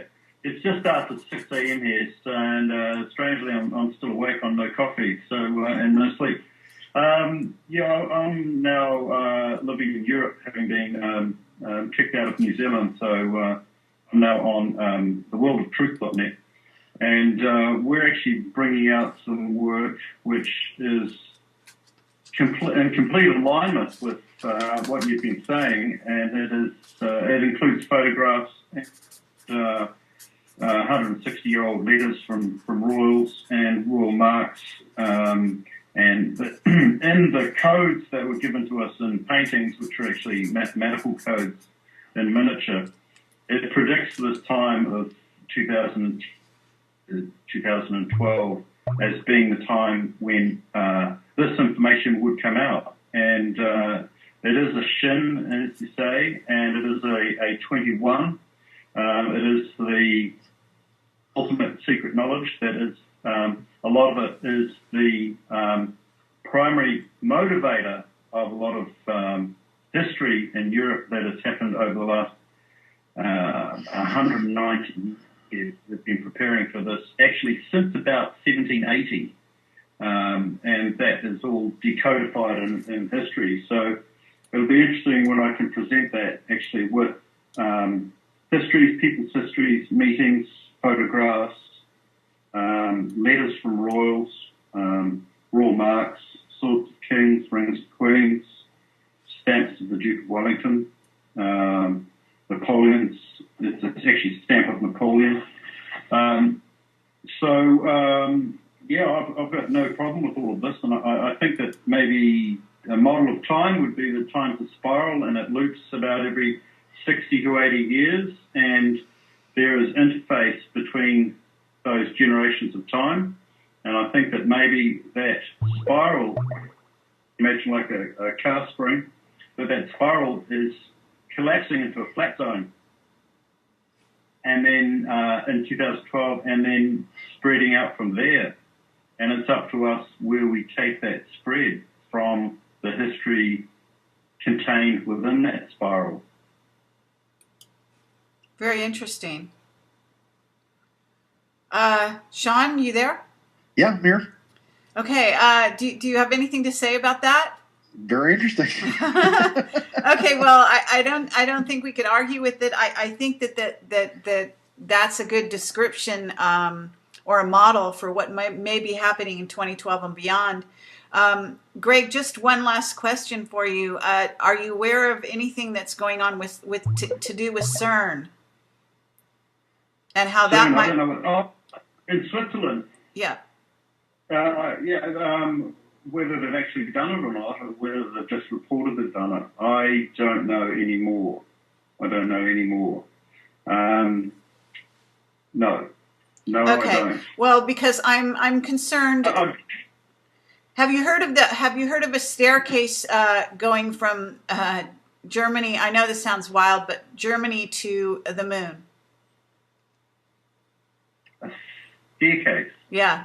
Can you? Oh, I see what you're saying. I have heard of that, but only on the internet. Oh, okay. So nothing. You haven't come across that. I'm not sort of. I've never seen an alien, put it that way. But have you guys ever heard of body jumping? Yes. You ever come across that? Yes. You have? What? Yes. So, Sean, can you tell me what you've heard about body jumping? Kind of a sort of a form of possession, really. It's as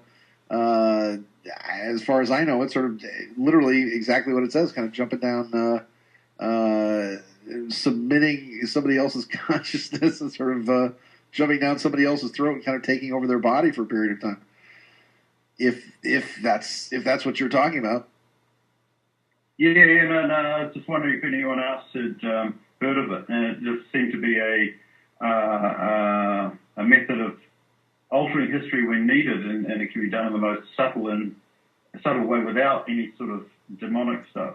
Well, there is the philosophy that in remote viewing that you can actually communicate with yourself down your own timeline. In other words, communicate with yourself in the past and try to change, personal things, going on in the future. It's once again the opinion as to whether or not time can be changed, and there is the possibility that it can be changed on a quinta level, but not a quantum level. That on a quantum level you need, again, it's sort of like taking off the capstone of a pyramid and expecting the pyramid to disappear. If we were to go back in time and kill Hitler, somebody worse would just take his place. Would just fill into that nature of time. And it's the quantum of consciousness that creates the wave of time. And so you have to go out into the ocean and find all the various influences that stop the wave or hit the wave with an equal and opposite wave. So if we go back in time and kill Hitler, somebody else just takes his place. But if we take 1 million people back in time and all those people realize that Hitler's going to be a bad guy, you're then creating the equal and opposite consciousness that then moves against it. That's another reason why prophecy works the way it does, is that you'll have a prophet make a prediction where the first one's true, the second one's true, the third one's true, and then more and more people hear it, and then he makes a big prediction, California's going to fall in the ocean. And by this time, enough people become aware of it that they create the equal and opposite wave, which actually then stops the prophecy. Very good. Well, it's interesting. Go ahead. There was the Freiburg UFO crash in 1936, and around that time, Hitler had a Gaull doppelganger competition all around Germany for himself. And then from that, he selected about 18 body doubles. So if the UFOs are anti-gravity, but they're also time warp machines, maybe they got some of that technology when they took the UFO back to the SS Waldersburg Castle. And they may have had that knowledge in order to create all the body doubles. So he wouldn't be subject to time interference. Wow. And that would put the Germans 11 years ahead of the Americans in terms of deconstructing UFO technology and back engineering it, which then leads to the question, did the Germans lose the war or did the Americans win the war? But it was so desolate, the Third Reich was extracted to America and became the Fourth Reich in exchange for all of that advanced technology. And Hitler's role was actually as a British agent to destroy Germany and to destroy the German military infrastructure. So you've got these double things happening where Hitler was a British agent trained in England February to November 1912 in Tavistock. So he was well up on mind control, which was about 500 years of Navy intelligence. And then Himmler gets the UFO landed on his lap in 1936 in Freiburg, and then it's taken up on a straight ley line to Waldersburg Castle. And then they dealt to that with an occult background. And at the same time, they were looking for the Holy Grail, which they completely failed at. Because it's not something you bomb a country for, it's something that you draw out, which is why it's taken another 80 or 90 years. Well, the biggest questions also, and this is part of what we answer in what I answer in Sands of Time, is primarily because of the hubris of Hans Kammler, who was working on the top secret projects. Hitler entered the war too early. That if Hitler had waited 6 months or even 3 years, because they were originally planning on basically doing whatever they were going to do somewhere around 1941 or so, but it was because of Kammler convincing Hitler that with these new super weapons that they were going to be invincible, that Hitler entered the war too soon. And actually, when I'm working on the rest of the manuscript for book 2, has a lot to do with answering the question as to why Hitler entered the war as early as he did, why he went into Poland when he did, but also the ultimate question of the 20th century that nobody seems to ask is how the hell did the Germans from about 1915, 16, 17 or so go from basically the most advanced technology on the planet being Sopwith camels and biplanes to within less than 10 years building UFOs to actually having implosion drives, anti-gravity engines, mercury drives, time travel for all intents and purposes. What the hell? How did that happen? And it can all be traced back to Maria Orsich and the Vril Damen, or the Vril Society, that then teams up with the Thule Gellenstadt, that then Rudolf Hess becomes a fan of. And these absolutely beautiful women, these 5 women, Maria Orsich and Sigrun, who was the more famous one, they grew their hair fantastically long. They used to pose nude in their posters for the Vril Damen, and they were all channeling, they claimed, beings from Aldebaran. And that these Aldebaranians were giving Maria Orsich tablets in Sumerian that were actually describing, because then these scientists began to come, when Rudolf Hess got interested, began to come to these salons. And eventually Hitler, who got enamored with these girls, then becomes Chancellor of Germany in 1932, and then throws the entire weight, might, power, and financial resources of the Third Reich behind everything these women want to do. Now, there's a question as to whether or not they actually build a Hanabu, or a Vril craft that's about 100 meters across, and then supposedly the story goes they send it through they send it to Aldebaran, and the thing comes back looking like it's aged 100 years and everybody's dead on it. But all these women, these Vril Damen, also disappear along with Hans Kammler right in 1945. So there's a whole extraterrestrial occult aspect to the Third Reich that or of the flying saucers of the Third Reich. Just from the technical aspect, when we captured Germany,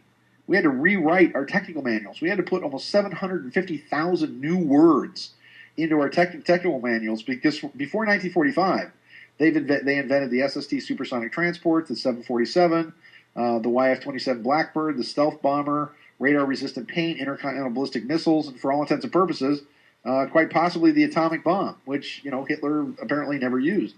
And it is interesting, because what you're saying is that the body of evidence that I can see is that Hitler quite possibly was the illegitimate grandson, or the illegitimate son, of Baron Rothschild, because his mother actually worked as a maid in the Rothschild household, and that he was taken under the wing of the and then he wrote Mein Kampf on the typewriter of Baron Rothschild. And he was the guy, when they signed the Treaty of Versailles, when Max and Paul Warburg sat on either sides of the table. Max was for the Germans and Paul was for the Allies, and they pounded out the Treaty of Versailles.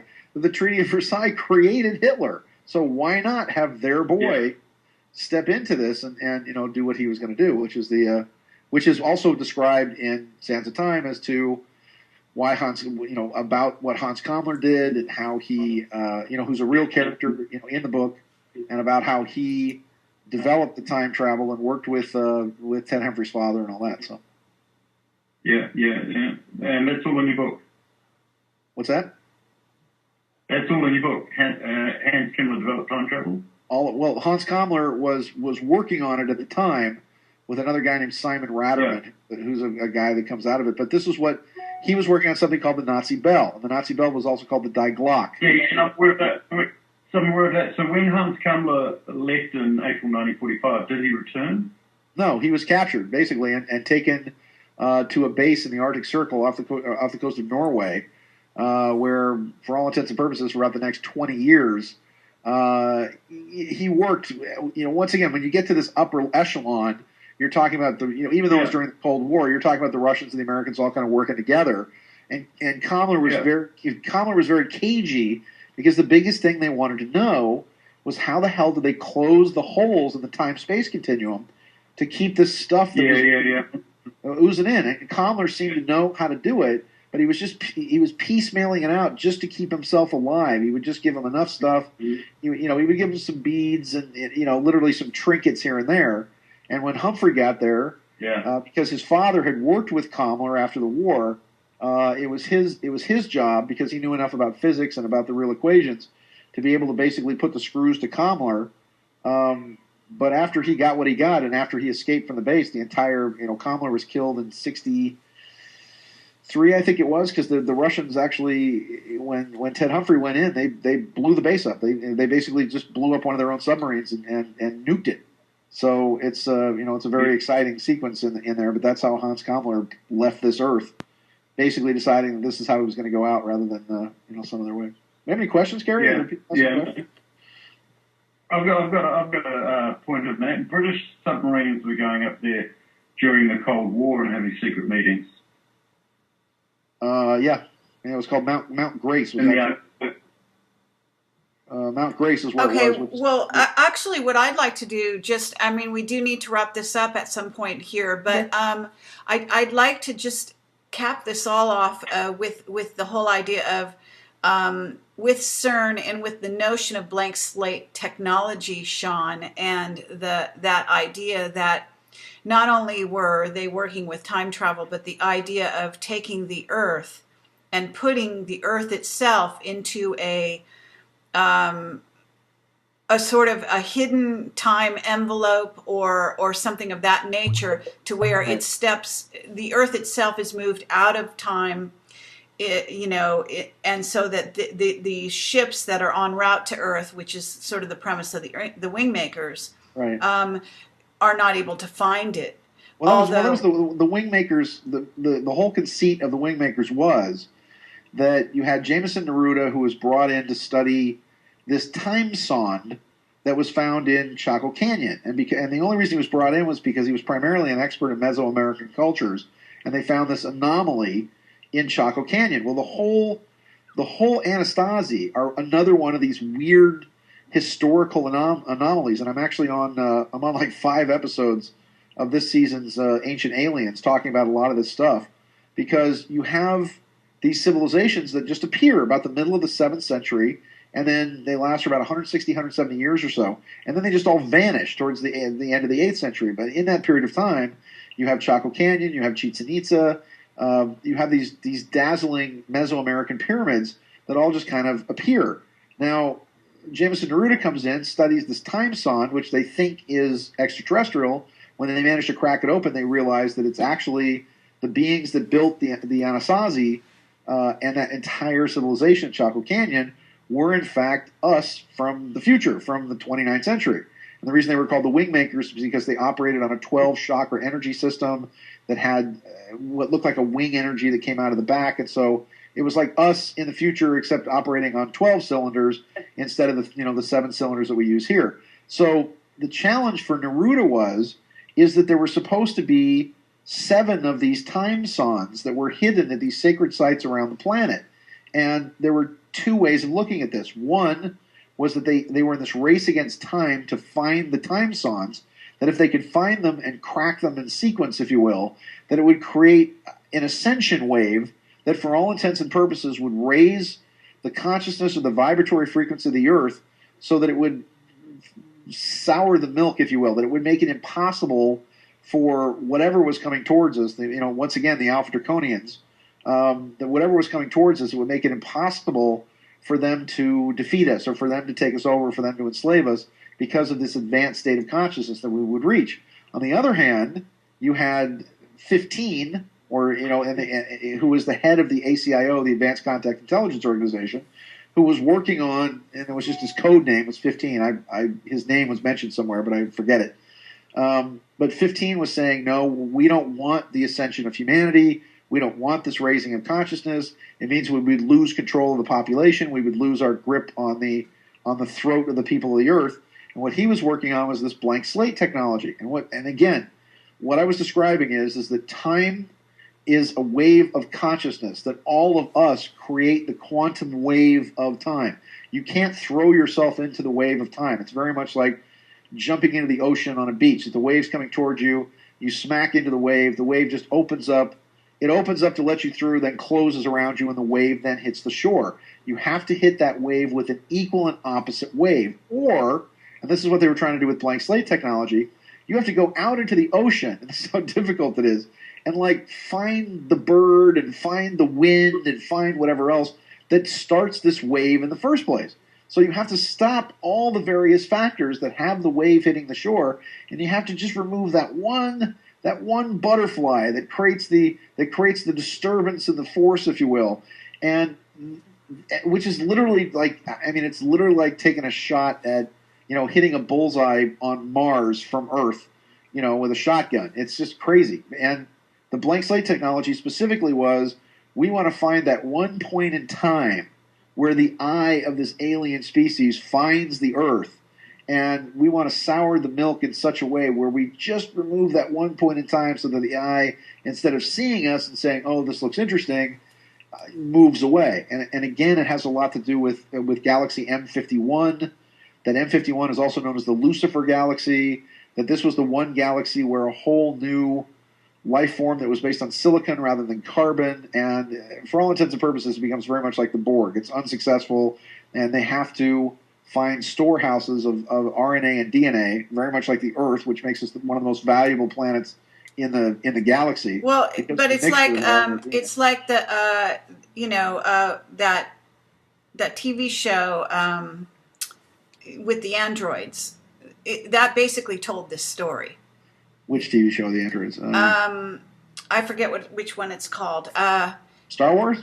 No. Clone Wars? You're talking about Star Trek. You're talking about the Borg? No. I'm talking about, the androids. Anyway, I forget the name of it. But the point being is that what you're talking about with the joining of the chakras on Earth is viewing Earth herself as a sort of being who has chakras, who would then go through a type of a kundalini or a unifying with the chakras, joining the chakras, and then, yes, going through a kind of ascension timeline. And that what is in a sense the kundalini of the Earth is the consciousness of the Earth, of the people and the planets, plants, and the animals, all unified. And that is, it creates a sort of a plasma wave that then creates sort of an upliftment of the planet. It is very interesting, though, to look at the scenario that we have in front of us, that indeed, possibly, this is happening. And on the other hand, you have to also look at the situation with the underground bases and what they've been preparing for. And a lot of people think they've been preparing for earth changes, etc., not realizing they could be preparing for a sort of invasion scenario. Yeah, absolutely. And so this is, we're not here answering those questions. I'm basically positing them. Well, that is the opinion that Ted Humphrey has in Sands of Time, that all these trillions of dollars that have been spent over all these years and all these black ops and programs and whatever else, he believes that the ultimate goal is the defense of the planet, and that the reason we're developing teleportation, primarily teleportation, because we can then teleport gunships, up into various parts of the solar system. But again, we also have, I mean, this is what I've seen. This is what I know. This is what I've seen with my own two eyes. If you go on our website, here's a little treat for everybody out there. I should have mentioned it before, but I hope Melissa's put this up. But on strangeuniverseradio.com, we actually have a little clip of the best and the brightest of what we've got in our fleet now, which is called the TR-3B Astra.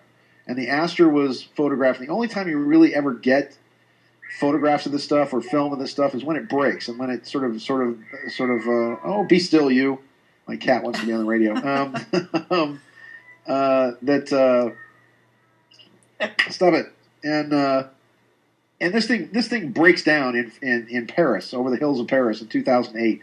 And you actually see the time jump technology. You actually see what looks like a quantum field in the center of the ship as this thing sort of flutters around and then disappears. The other interesting part is that from 1991 to 1993, when I was out at Area 51, and I was going out there about every 2 weeks or so, we saw all kinds of saucers. We saw little ships, little saucers. But the one thing that we saw that was the biggest thing ever, and this was with my friend John Hadley, who is another one of my friends who got murdered, was that we saw a shuttle. We saw this gigantic shuttle that had a blunt shovel nose on it. This thing was like 1,600 feet from tip to tail, and it had all kinds of chase planes around it, and was causing these skyquakes coming in over Southern California. And again, something was wrong with the calibration of this thing, which is why it made this emergency landing, or was making these landings at Area 51. And it was all over the news. I mean, they were joking about it, saying, well, these 3.5 skyquakes, and something's coming in at Mach 25, and it's aligned on Southern California. And they said, Paul Moyer's on Channel 7, and it's landing at Area 51. And they go to Caltech, and Caltech says, well, we don't know, what it is, but it's causing these skyquakes and these double sonic booms are coming in. And they believe that they were two objects traveling at like Mach 25 coming in. And I'm telling you that it was one giant object because we saw it. It was black on the bottom, white on the top, big blunt shovel nose, looked like a flying wedge, and had kind of like these kind of weird jet engines, like kind of like the back of a Corvette almost. And but it sounds like the Venture Star. Well, we saw it years later. Actually, John calls me on the phone and said, hey, man, turn on the TV, and it was on the Discovery Channel, and it was the X. There was a prototype that they said it was the X60, and they said that this is the thing that's going to be flying in they claimed that this thing was going to be flying between 2025 and 2030, and we saw it land. It actually came in the opposite way, came around Bald Mountain, came in from the north instead of the south, and then landed at 51, and that was the only time that the Whack and Hunt guys ever actively chased us, because we had a camera out there, and we were trying to get film of it, and it was just so dark and so bleak, and it was the only time that we actually had to run from these guys, because they started coming up out of nowhere, and they definitely wanted whatever the film was in our camera, but we managed to get away. So 10 years later, it was even more interesting, because I went back 10 years later and I took my wife, and she probably just thought I was nuts, and then we got stuck in the middle of this war game, and then she saw the ships for herself, but the saucers were actually integrated in with helicopters and other sort of chase planes and whatever else. So whatever had happened between 91, 92, 93, and about 2000, 2001 or so, was that now you'd had this saucer technology that seemed to have been actually integrated into what they call red flag operations out there.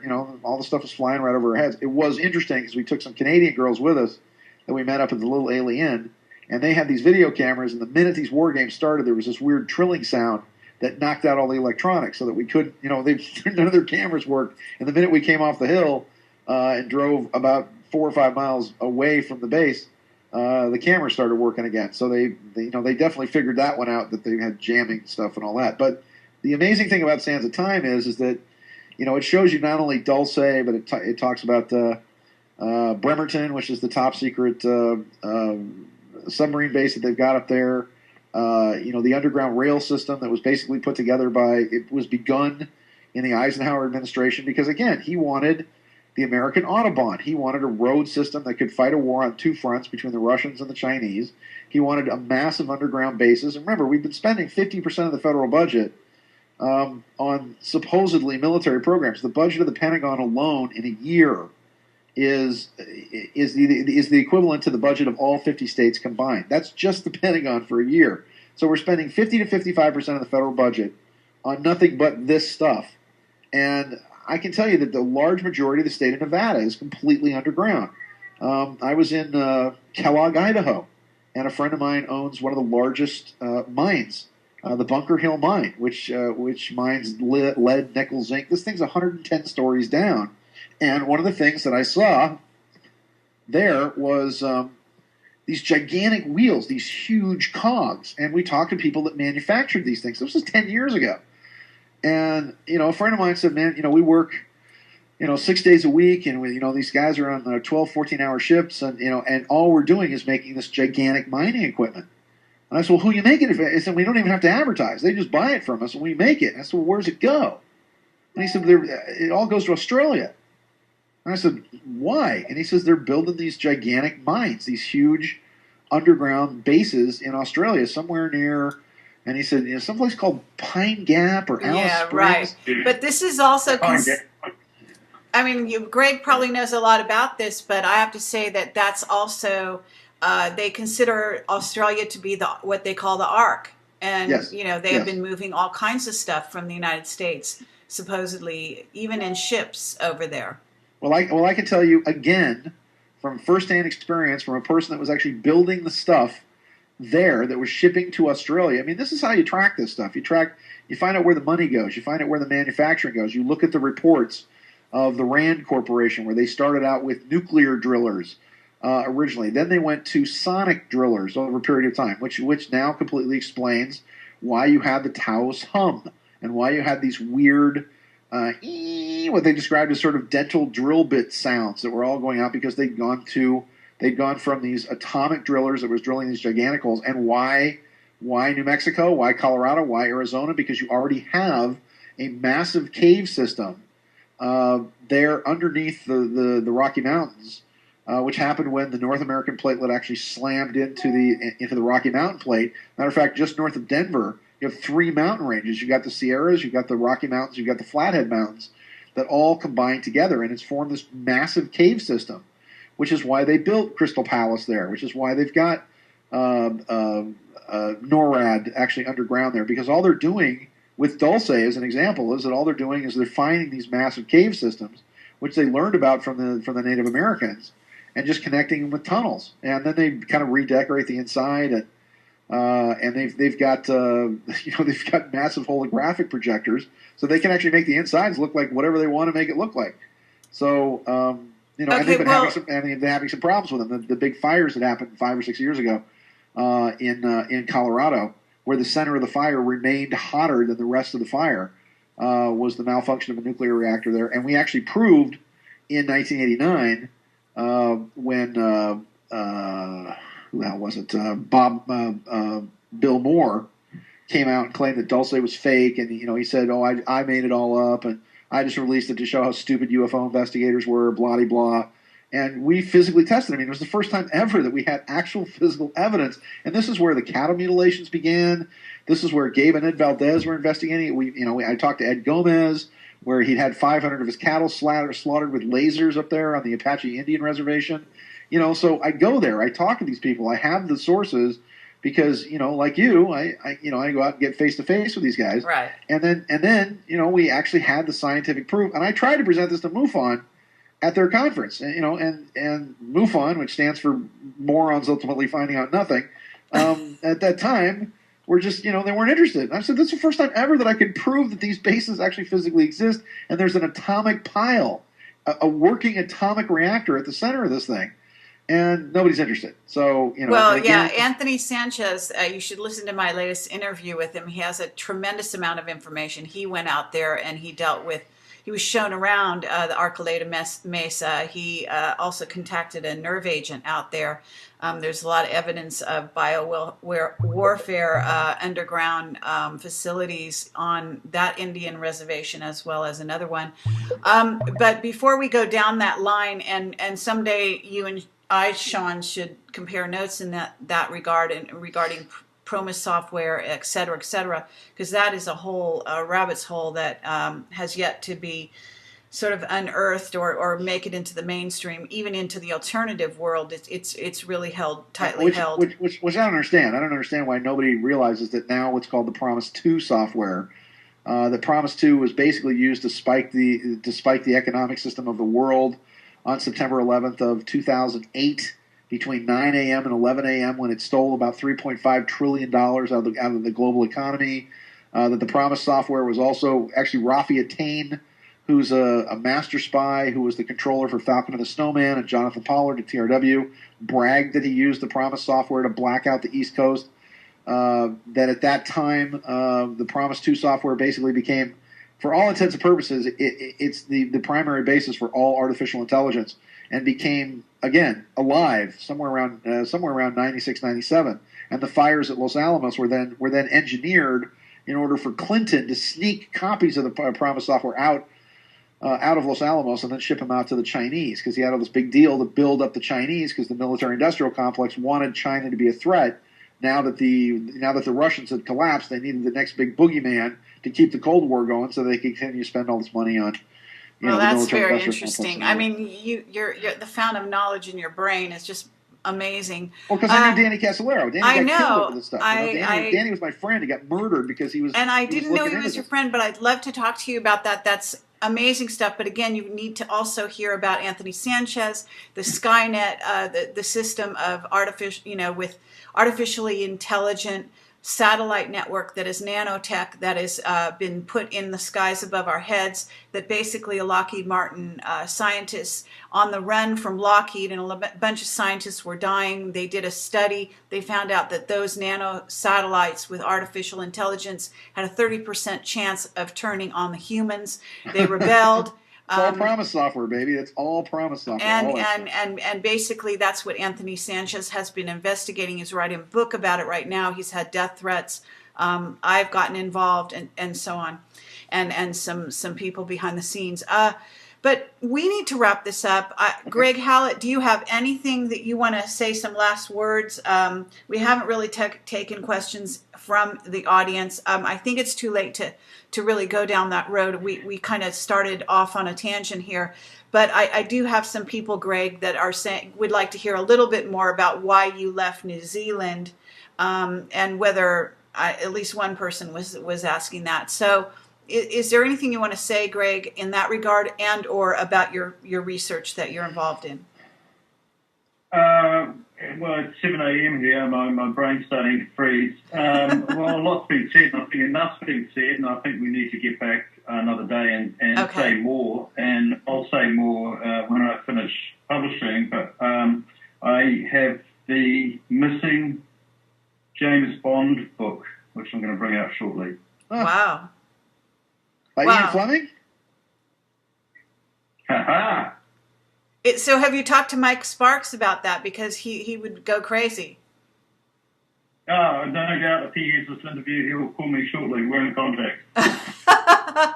Okay, that's hilarious. Okay, very good. Hey, you're talking to the second runner-up of the World James Bond Trivia Contest. That's me.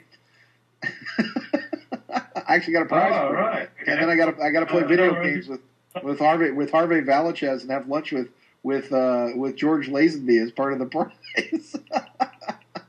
So if you got a James Bond book, is it by John Le Carre, John Gardner, or the Lost James Bond book by Ian Fleming? We'll see. Oh, okay. Oh my God, that's incredible. Okay. Yeah. All right. Fabulous. Good. Thank you so much, Greg. It's great listening to you, Sean. Oh, great listening to you, man. I'm so sorry you're so cold out there. Get a heater. Oh, you wouldn't believe how cold it is. It is unbelievably cold. Okay. So cold. Okay, so anyway, Greg, you have a great night. Please come on my radio show. Please stay in touch with what you're doing. We would definitely want to know. I know Sean wants to have you on his show. I have no doubt of that.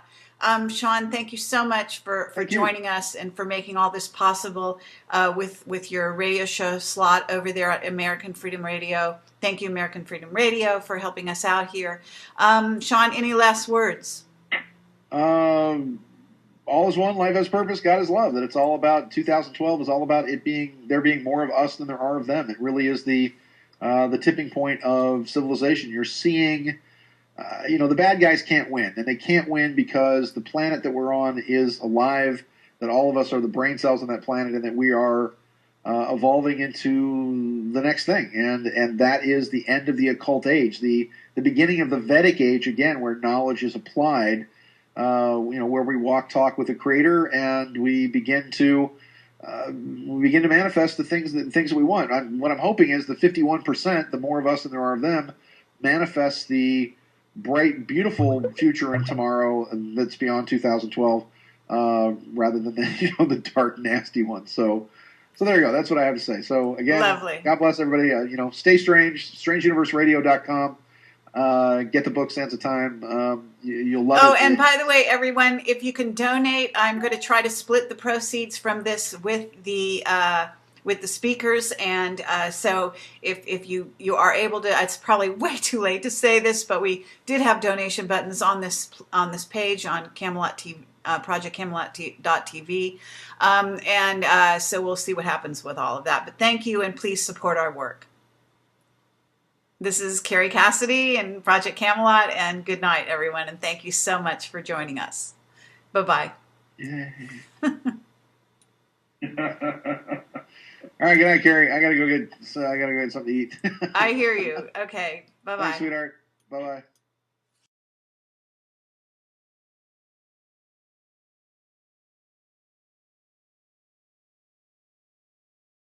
The woman who deserves to be saved by Superman virtually every time she steps out the front door.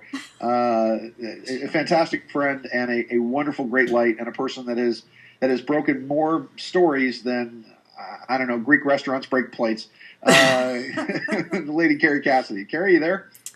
Yes, Sean, All right, I'm there here. There you go. Okay. Thank you for the lovely introduction. I really appreciate it. You deserve it. Thank you. And thank you for sharing your radio show time with us. It's very exciting to be here, and it's a lot of fun to do this. And I want to introduce everyone who's on the call with us here and explain just a few of the parameters for the listeners so that they understand on the live stream side why certain people are visible and others are not.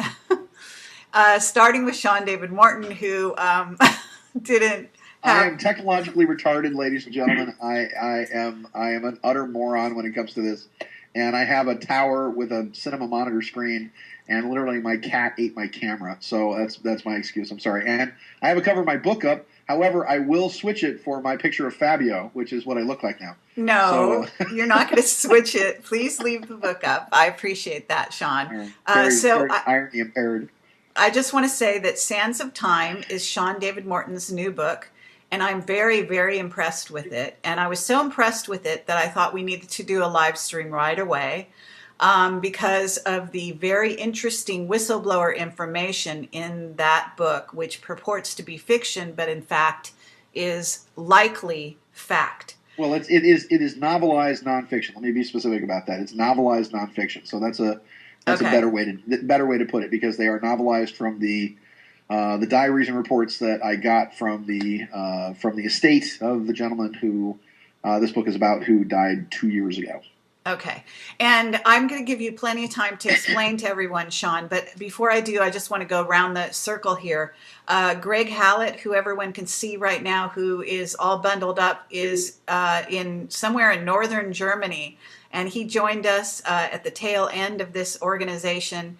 Of organizing this conference. I wanted him along anyway, but we got our wires crossed, so I'm very happy he was able to join us at the last minute.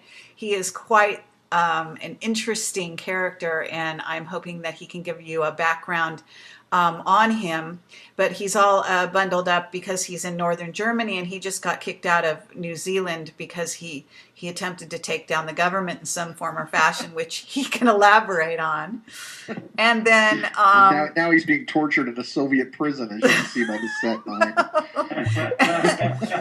I suppose the government and judiciary as heroin trafficking and laundering the heroin money through the courts, and all of my evidence was suppressed, and I had 4 murder attempts in the last 12 months that I was there, so it was time to get out, and I had 12 government departments giving me $10,000 worth of fines a month, which was all manufactured, so I'm out of New Zealand. Okay, and we're going to let you explain all of that as well, but let me introduce the rest of the guests. So we have Joseph Matheny, who is an artificial intelligence programmer and software engineer par excellence, as well as absolutely brilliant mind. He's written a time travel cult novel called Ong's Hat, which many people, at least the people listening in who are sort of aficionados of the whole time travel sector and have been for years, will know about Ong's Hat. Joseph Matheny is also, I like to say, an expert on the occult. And I can say that Peter Moon is as well. Peter Moon is also on the call. Peter Moon is another extremely impressive individual who is the publisher of the Montauk book. As I said, his novelized nonfiction is the story of Ted Humphrey, who started out at USC, went to Caltech, was then absorbed into the Montauk Project in the early 60s, began to work out at Area 51 on the captured extraterrestrial craft, and really is the story of a man who then has a meteoric rise inside the secret government. See, this is the music coming in now. So you guys are going to get to talk right now when the music's coming in. This is Sean David Morton. We're on with some fantastic people here, and we're going to hear from them, and I'm going to shut up now. But it's a strange universe, and we just work here, and we'll be back in a few beats of your heart.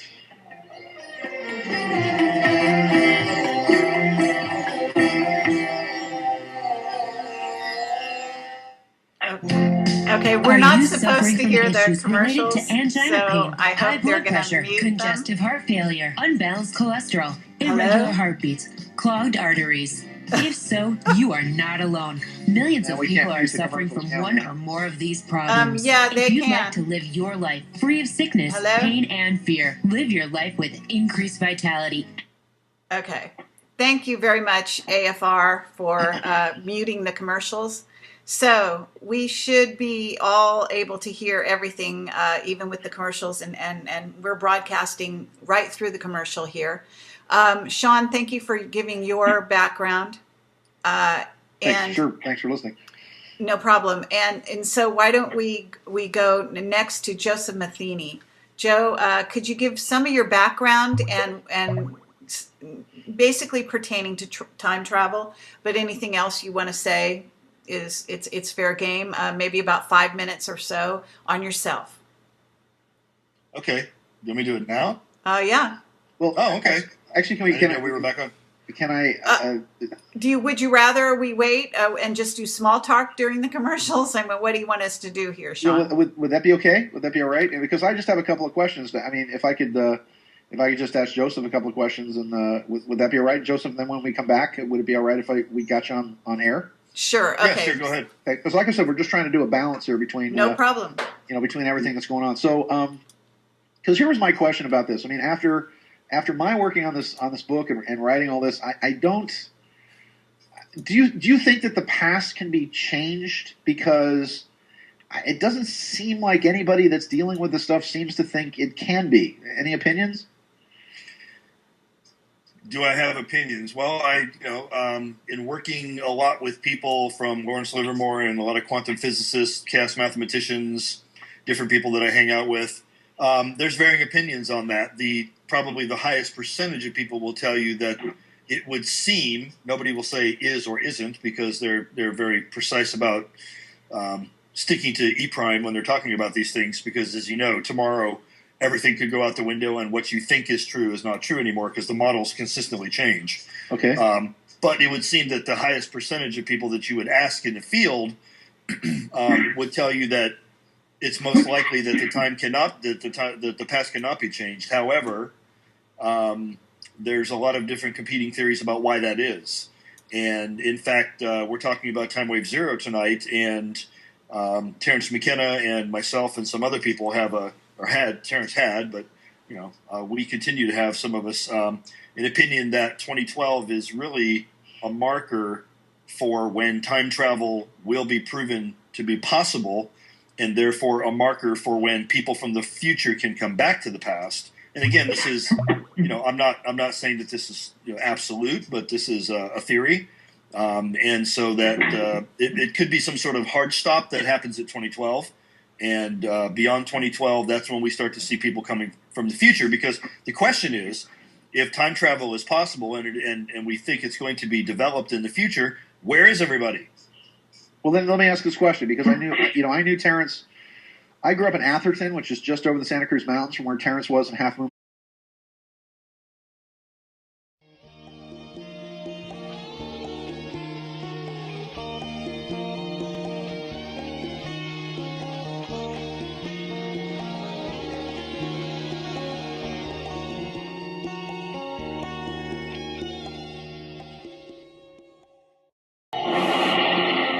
Do you realize what the art is? It's a transmitter. It's a radio for speaking to God. Houston, this is Discovery, and we still have the alien spacecraft unobserved. What we need some outside universal threat to make us recognize this common bound. I occasionally think how quickly our differences worldwide would vanish if we were facing an alien threat from outside this world. If anything should happen to me, you must go to God. You must say these words. Klaatu, Marada, Nikto. Please repeat that. My heart is full of stars. The prisoner wishes to say a word.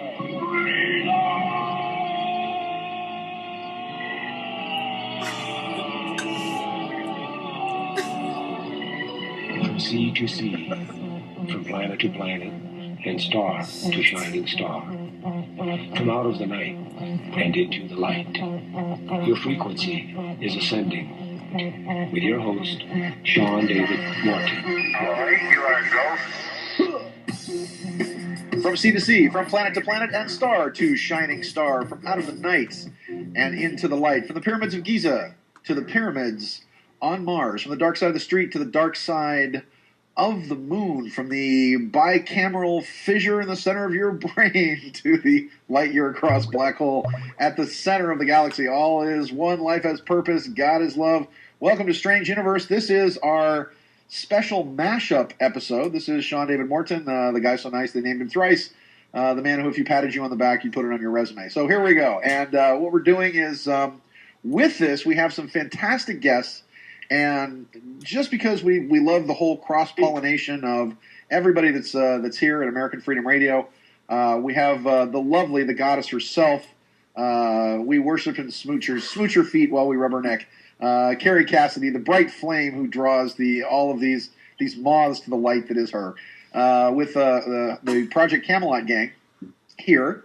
And as I said, we're doing all of this together with some fantastic people that Kerry's put together with Strange Universe to do this as kind of a live stream that we're doing with in coordination with Project Camelot and Kerry, and then Strange Universe Radio. So hopefully we'll be able to do a lot more of these in the future. But what I'm going to do is I'm kind of going to back off as the ringmaster tonight, and I'm going to hand it over to Kerry.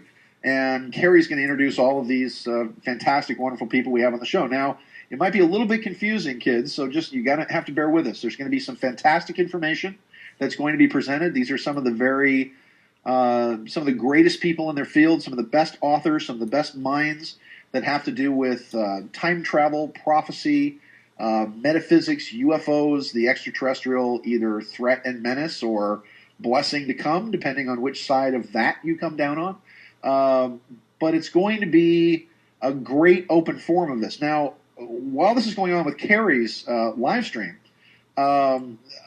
Strange Universe Radio is also going to be going on the commercial radio as well. So what you're going to be hearing is that when the commercials come in and some music and whatever else, there's going to be a bit of a clipped nature to it as we carry on this conversation. So what I'm going to do is I'm going to turn this over to Kerry, and with those restrictions, because remember, on the live stream on the internet, we are, of course, uncensored and without commercials. However, we have a few constraints with paying the bills with American Freedom Radio, and of course we all have to make sure that Papa Romero is happy with all of us.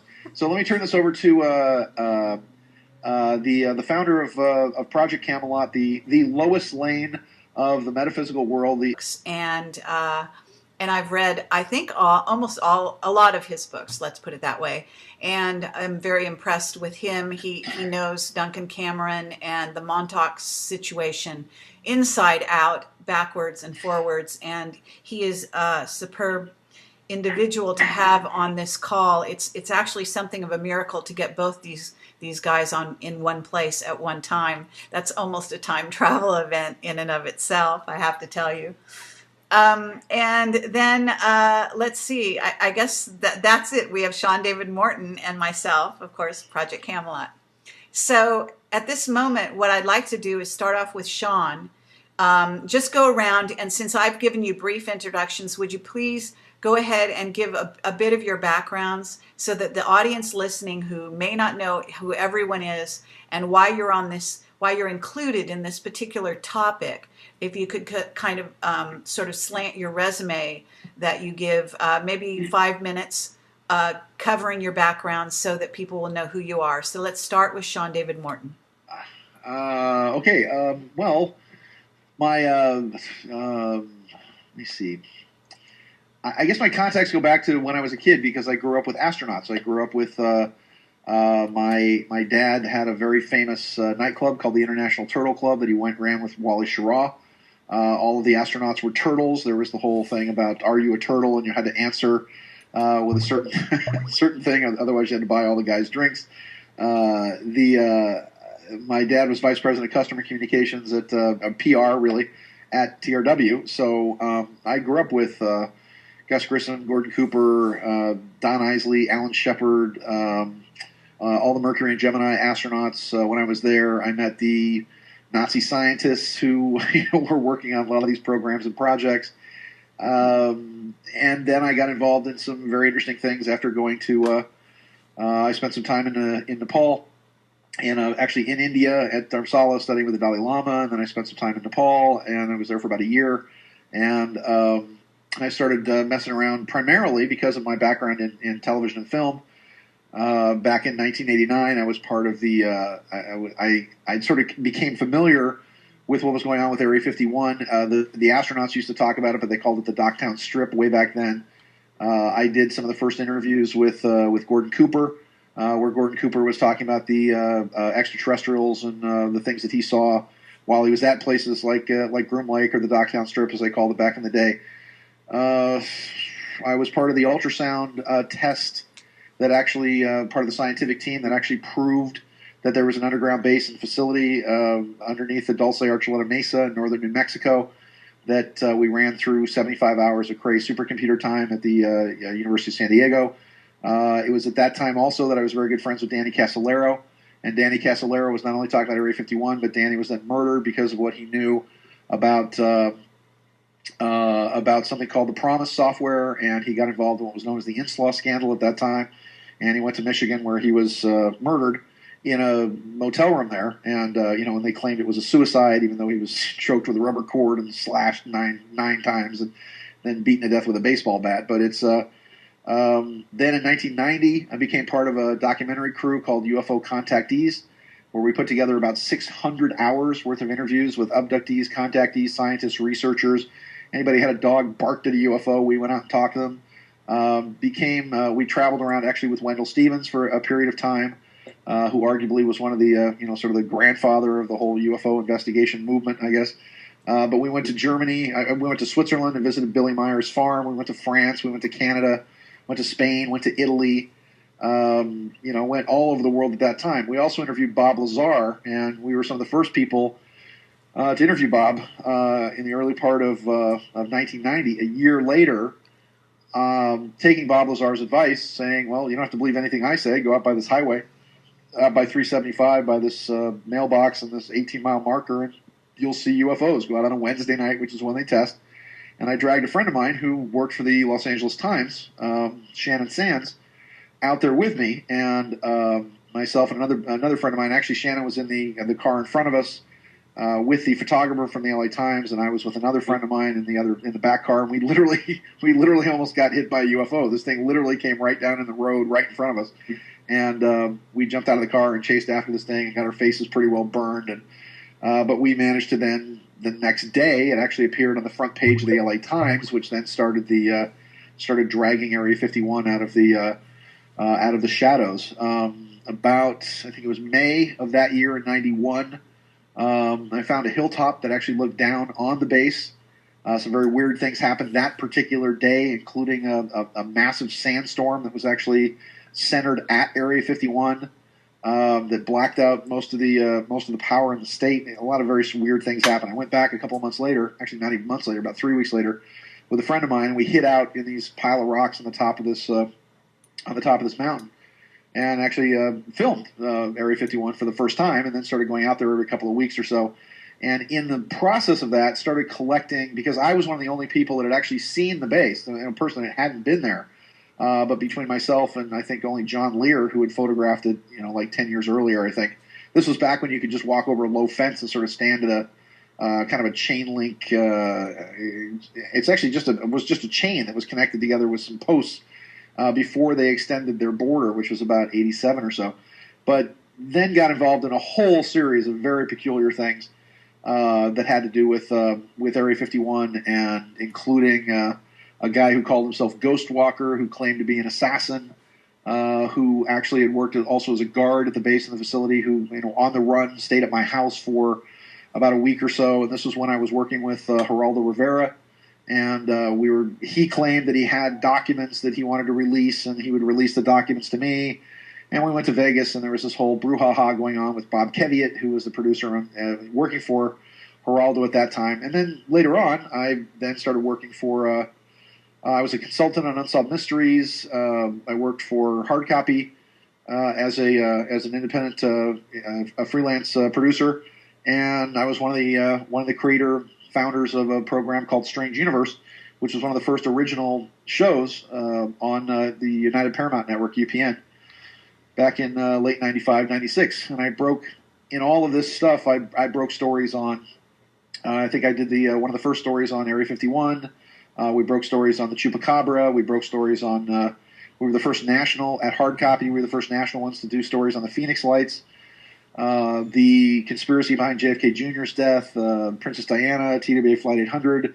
So while I was working at Hard Copy, and then later actually, Strange Universe was first and then Hard Copy, but because of my background in television and film, and because of who my father was, and because I was good friends with Walter Cronkite, and a lot of these people on the inside, people for whatever reason have throughout the years protected me, contacted me, given me information from the inside. And one of those main people is the person who's in my book that, unfortunately, I can't use his name because he has living relatives. That was one of the contractual stipulations. But the character that the only thing that's fiction really is Ted Humphrey, who is the main character in the book. Always told me that, look, if you really knew the real story, if the world knew the real story, it would blow their minds. And again, he was coming at this saying, look, we're really trying to help people. We're not trying to kill people.